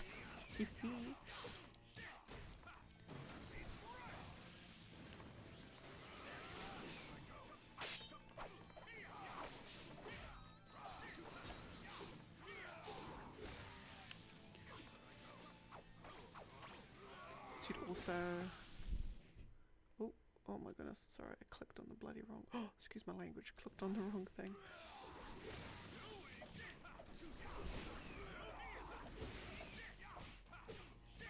Also make it longer, keep them alive longer. We'll cut... cut more cutscenes. And add in extra replays Jill. Yeah, yes. Because that was exactly what I was gonna hit the nail on the head on what I think, like, overall, if I had to put this, like, what I think can overall be done better with the story, like the style of storytelling, is it's very much like telling, not showing. I was waiting for the, like, we were told how Jill had done all this awful stuff. We were told about it, but we never saw it. And I think if we had seen it, then her, like, whole inner conflict and inner whatever, her heart-to-hearts with Clive and all that about it, would have a lot more impact. Because we can't, like, I'm sure, you know, when everyone's like, oh, you know, we're all monsters, and oh my god, like, there's only a monster who do that, and she's getting all depressed and sad about it. If we had seen it, if we had seen what she had to do, we would be able to empathize with her in that situation a lot more. And it's probably the same with a lot of it. Like, with Sylvester Lesage starting to just be a bit more cruel and things like that. Like, we can see a little bit of a shift. That was probably one of the ones where we saw the change more so than being told there was a change. But I think overall, yeah, it's if we learned things about these characters without having to be told about them from another character, I think would have been far more impactful. Like a scene with Annabella setting up the Order of the Black Shield. You know, the black shields, like her, like, starting it, like her just being like, I bloody freaking hate bearers, you know, all that, like, and then seeing that, like, yeah, just, I feel like it could have benefited from all of these scenes.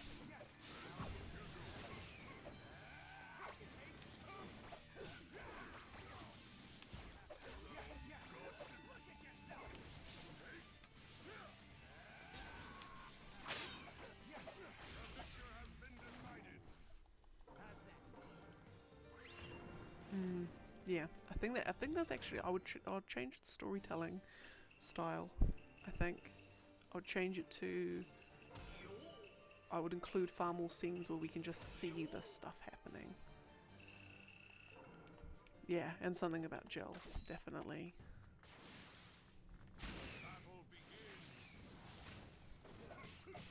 And even too, as well, the side quest that you do with her with all the flowers, you're being told about her and Clive going up to this hill and sheltering the rain. Like, that would have been such a good little moment to have to play through as like a young Clive and a young Jill.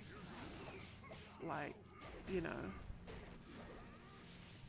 because it's like, again, it's one of those things, like their romance, it's obviously that quest implies that they've had the hots for each other forever. Like, they've always had the hots for each other. It's just been very much like unspoken love. Like, they've all, like, right from age like 13, they've always loved each other. I mean, she probably counted herself lucky, to be honest, when she sees Clive in his like 28. She's like, God damn, picked the right one. Anyway, should stop. Anyway, but it's because of like we've been told how much they're talking about these moments where, you know, they loved each other and all this sort of stuff. It would have been great to see it. Yeah.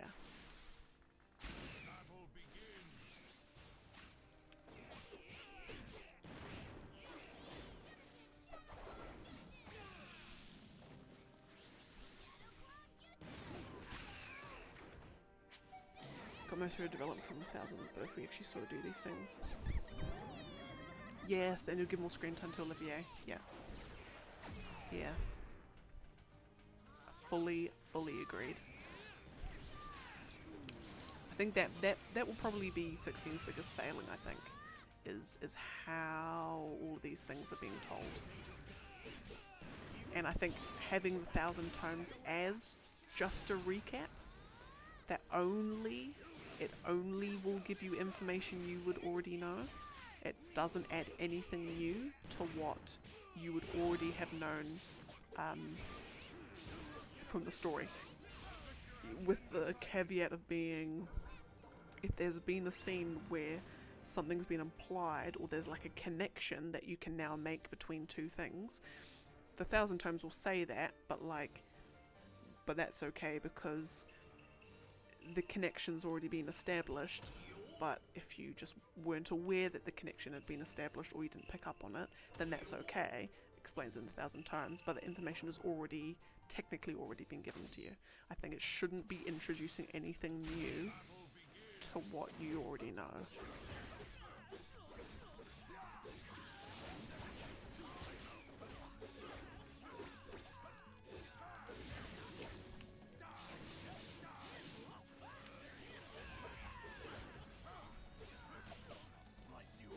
Like for Barnabas's mother, you find out, well, in the 1000 tomes, when you actually only get it when you level up in it, and Hippocrates gives you a whole bunch of new stuff. It explains then that she was a follower of this Circle of Malleus religion, and so Barnabas obviously inherited that religion or something from her. And she was just killed off by raiding party or something. She was just killed by some raiders. And then obviously, but then Barnabas just carried on with that religion. Fabulous, great backstory.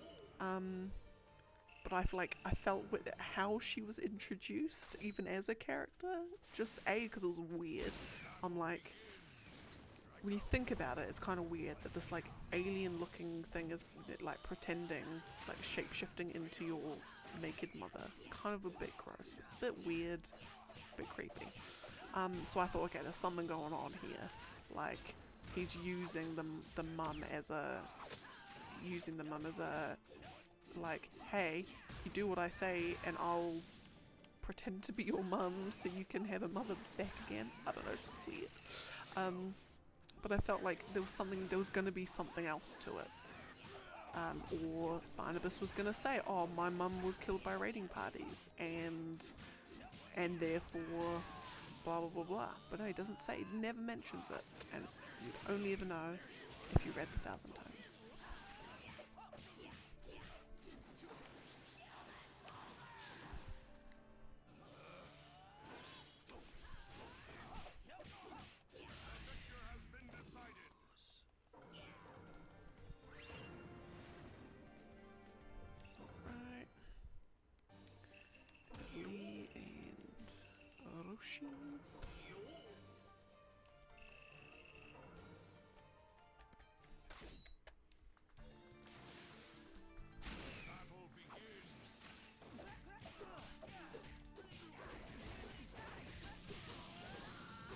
Now, I have just realised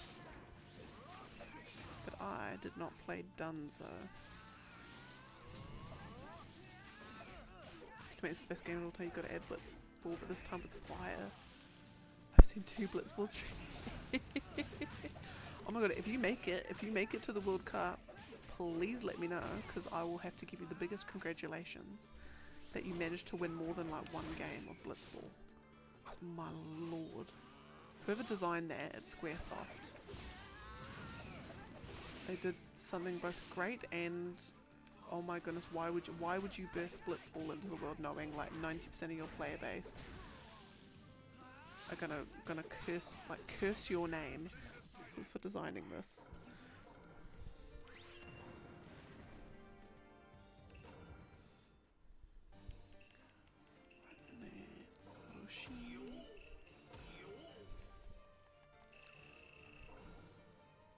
Cause what? Wait, is there an exploit? Oh, hang on.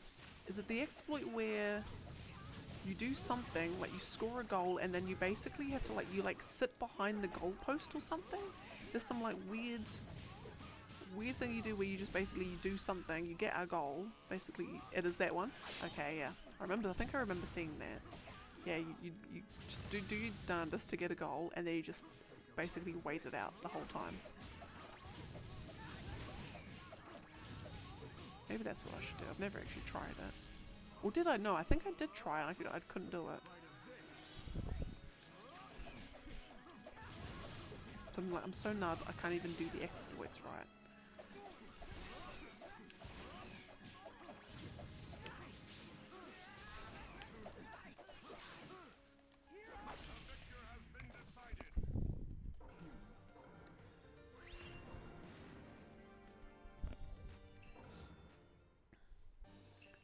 Now, I've got to do this, because I don't think I actually did this fight. Because I was like, why? I shouldn't be on even numbered fights at the moment, but I was.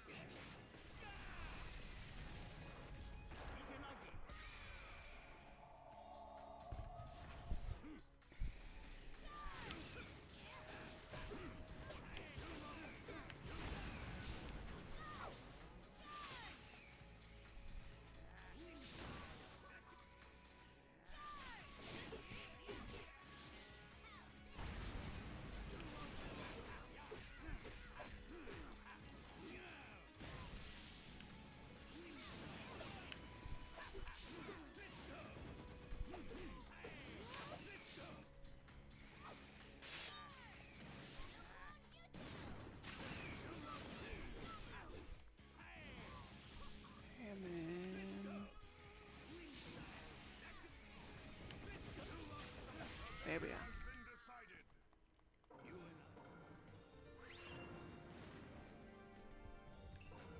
Alright. Now we do Sasuke, Rene, Sharingan, and Temari.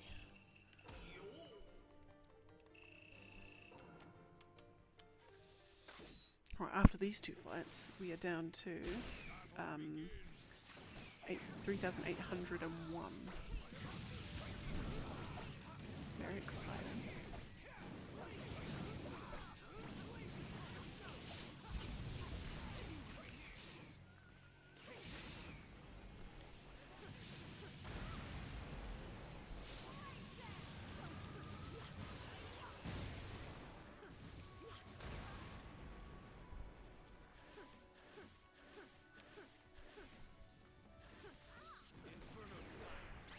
Come with the actual pro level football plays.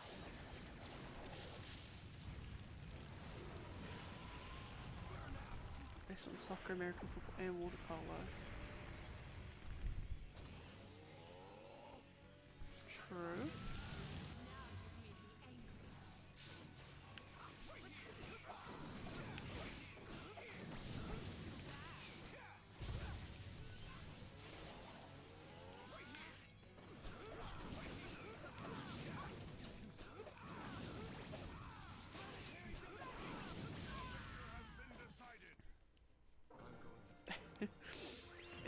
like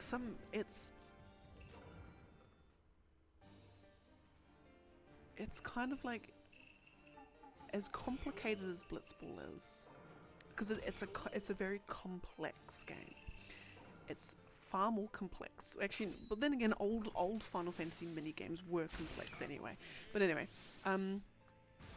but because of its complexity, yeah, watching like the pro level, like people just absolutely like they learn Blitzball, they learn all the ins and outs of it. They learn it down to a T. They learn it so well, it's almost as if they designed it themselves. Like, but then being able to watch the masters at work, it's just fantastic. Like, just the skill is just like something to behold. And like, the more complex the mini game, or the better it is to watch, like people just doing the most insane plays at it.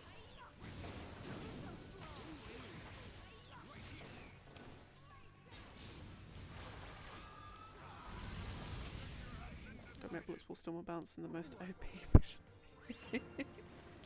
True that. God, I would actually love to play. Oh, would I like to play Quidditch? I feel like everyone would want to play Quidditch, but then when you're up there actually doing it, you wouldn't want to. Talking amazingly complex for The Witcher 3. Oh, Gwent. Yes. Like, my first ever playthrough of The Witcher 3, could not do it. Couldn't get into it. Just slam like, nah. This just isn't working.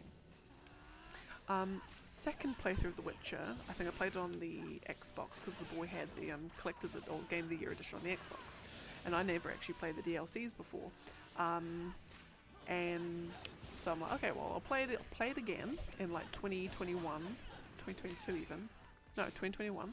I'll play it again, and this time I'll be able to play the DLCs. So I tried Gwent again because I'm like, right, this time I'm going to try and do every side quest. Did it? It like clicked. Like something in my brain just like clicked, and I'm like, I now understand this. I now know what I need to do, and I even have a good handle on what kinds of strategies I should be using. And my lord, I loved it. Like, I enjoyed doing Gwent matches, and I'm like, this is fantastic. And so I did all the quests with the tournaments. Even the ones, I think even the DLC one, and like the actual like tournament in Novigrad. Did all of that, and I'm like, I love this, I love it. But it was genuinely, even just like, take The Witcher out of it, even if it was just like a card game like Magic, The Gathering, and Yu-Gi-Oh! What is, like, even just on its own, it's a fantastic little game. And the fact that the matches, and the thing too as well, is that because the matches were fairly quick, like, the matches themselves didn't actually take that long. So, and like, even in that sense, I think it was enjoyable as well. Like, you're not having to invest like 20 minutes of your time. Again, depending on how long, on how long it takes for you to turns. But yeah, but then I absolutely loved it. It was fantastic.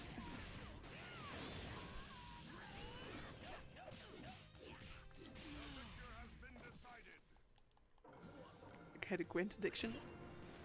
Same. Same. I was like, right, I'm going and playing everyone. I'm just beelining for the Gwent quests, and I'm going to get this tournament out of the way. Oh, it's just lovely. Oh, it was just so good. And then by far the best deck was the Nilfgaard one with the spies. The spy cards were the most OP game-winning cards or skills ever.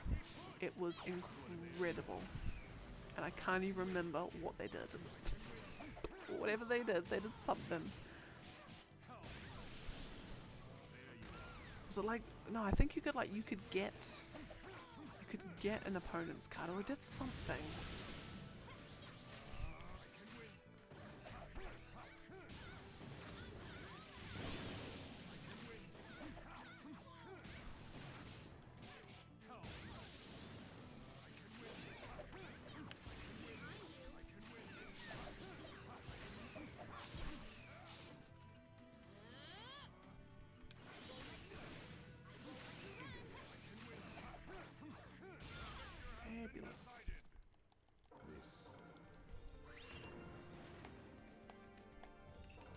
Okay.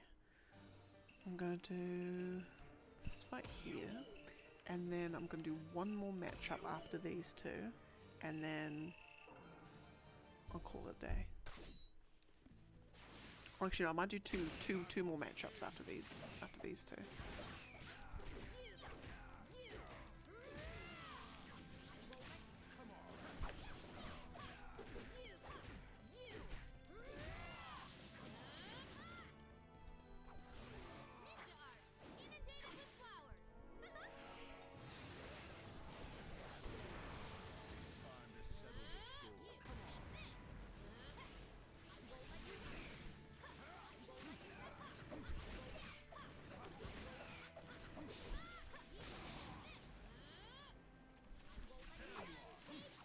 And also the other mini game as well, which I actually loved by the end of it, was, oh god, what was it called?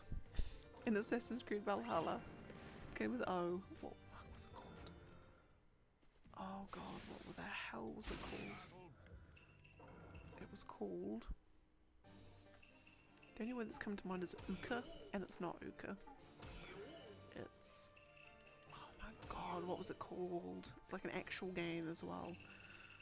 It's an actual game that exists, and I really, really want to buy like an actual set of it as well.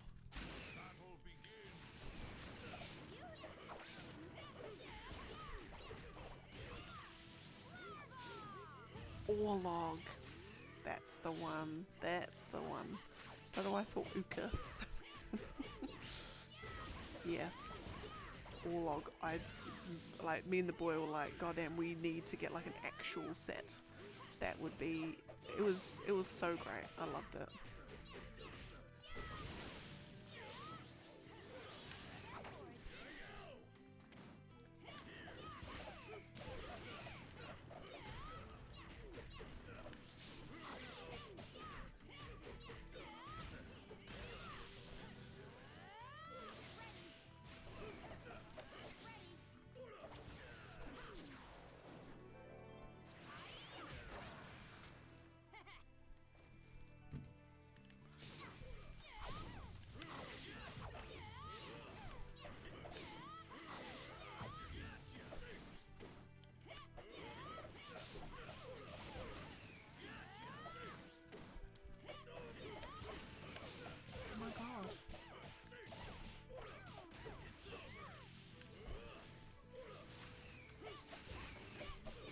There we go.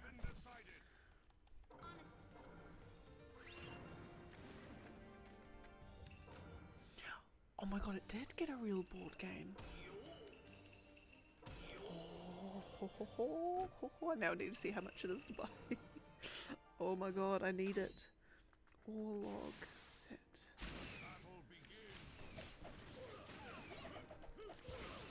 And I don't know what I did on my phone, but suddenly now it's bringing up my pictures gallery, so...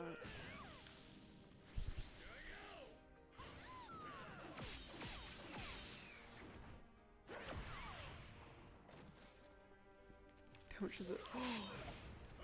Oh, it's only $65 on Trade Me. Oh, yes. Oh my goodness, I need it.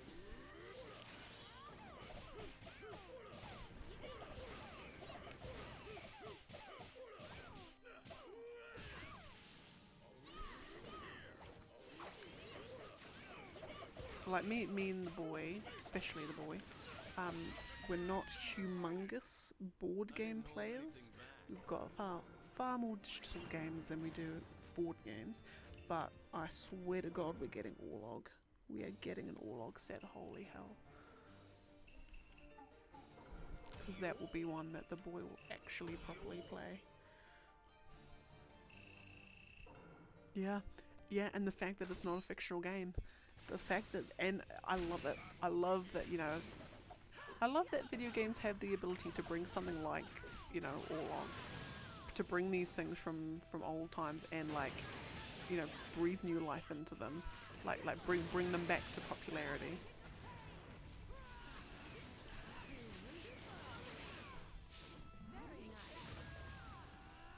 Like kind of like how for like Ghost of Tsushima, Sucker Punch Studios became honorary ambassadors of the island of Tsushima because tourism like went through the roof when that game came out because of just how beautiful they made that island, which, and rightly so, like, you know.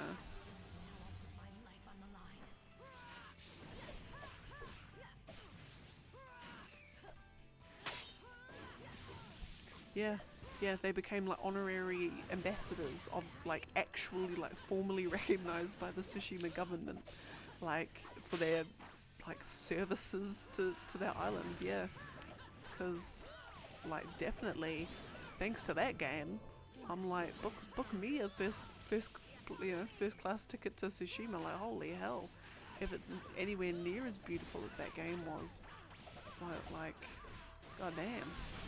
God damn.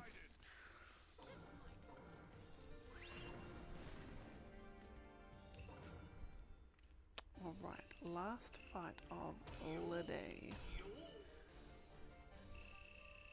What fight are we at? Fight 91, dang.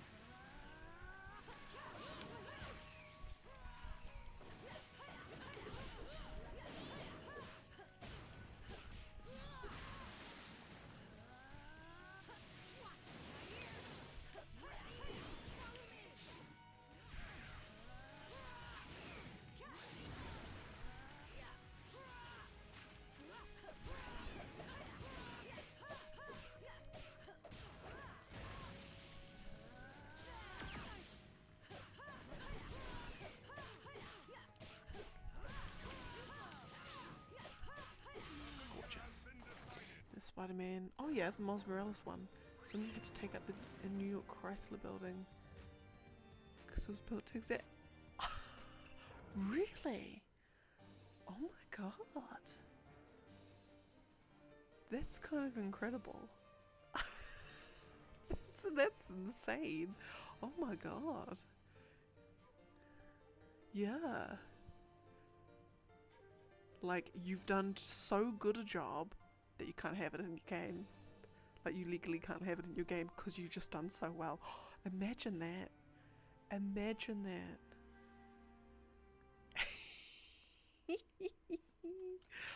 Oh, that is by far the biggest compliment you could ever get. Like, easily. Wow.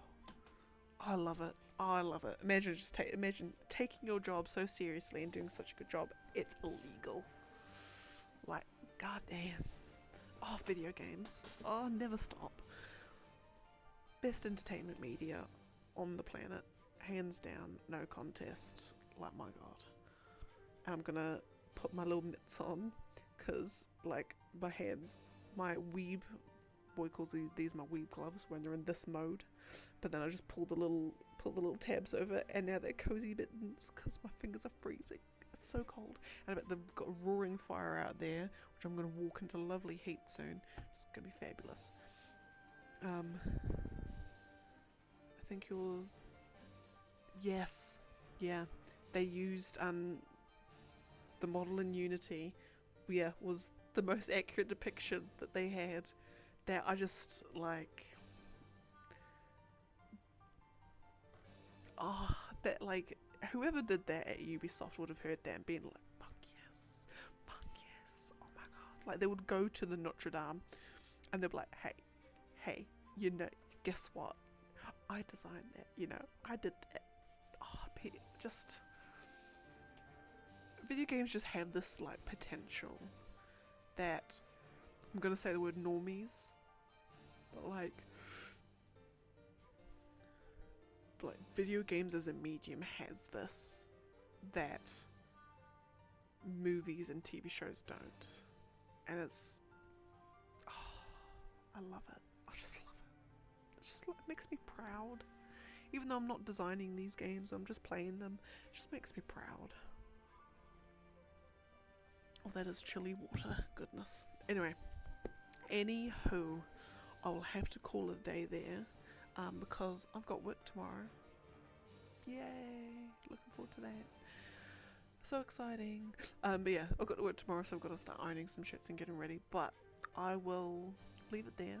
I will be seeing y'all on Thursday for day 93, and then we'll be finishing Final Fantasy 16.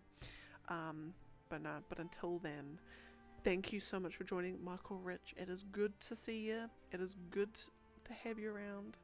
And yeah, I'm gonna smash through all the side quests this week. Even if I've got a couple left over, I'm just gonna do the ending. I'm gonna do the ending.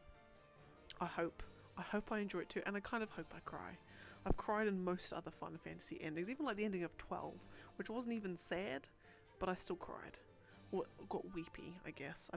Wasn't sobbing, like choking sobbing as I was in 15. But yeah. But no, I hope I cry. Let's just say that. Which, knowing me, I will. Won't take much. But anyway, thank you everyone. Take care, be safe, stay hydrated, stay fruity fresh, stay fabulous, play lots of video games, eat lots of ice cream, drink lots of cups of tea. And I will see you then. Bye.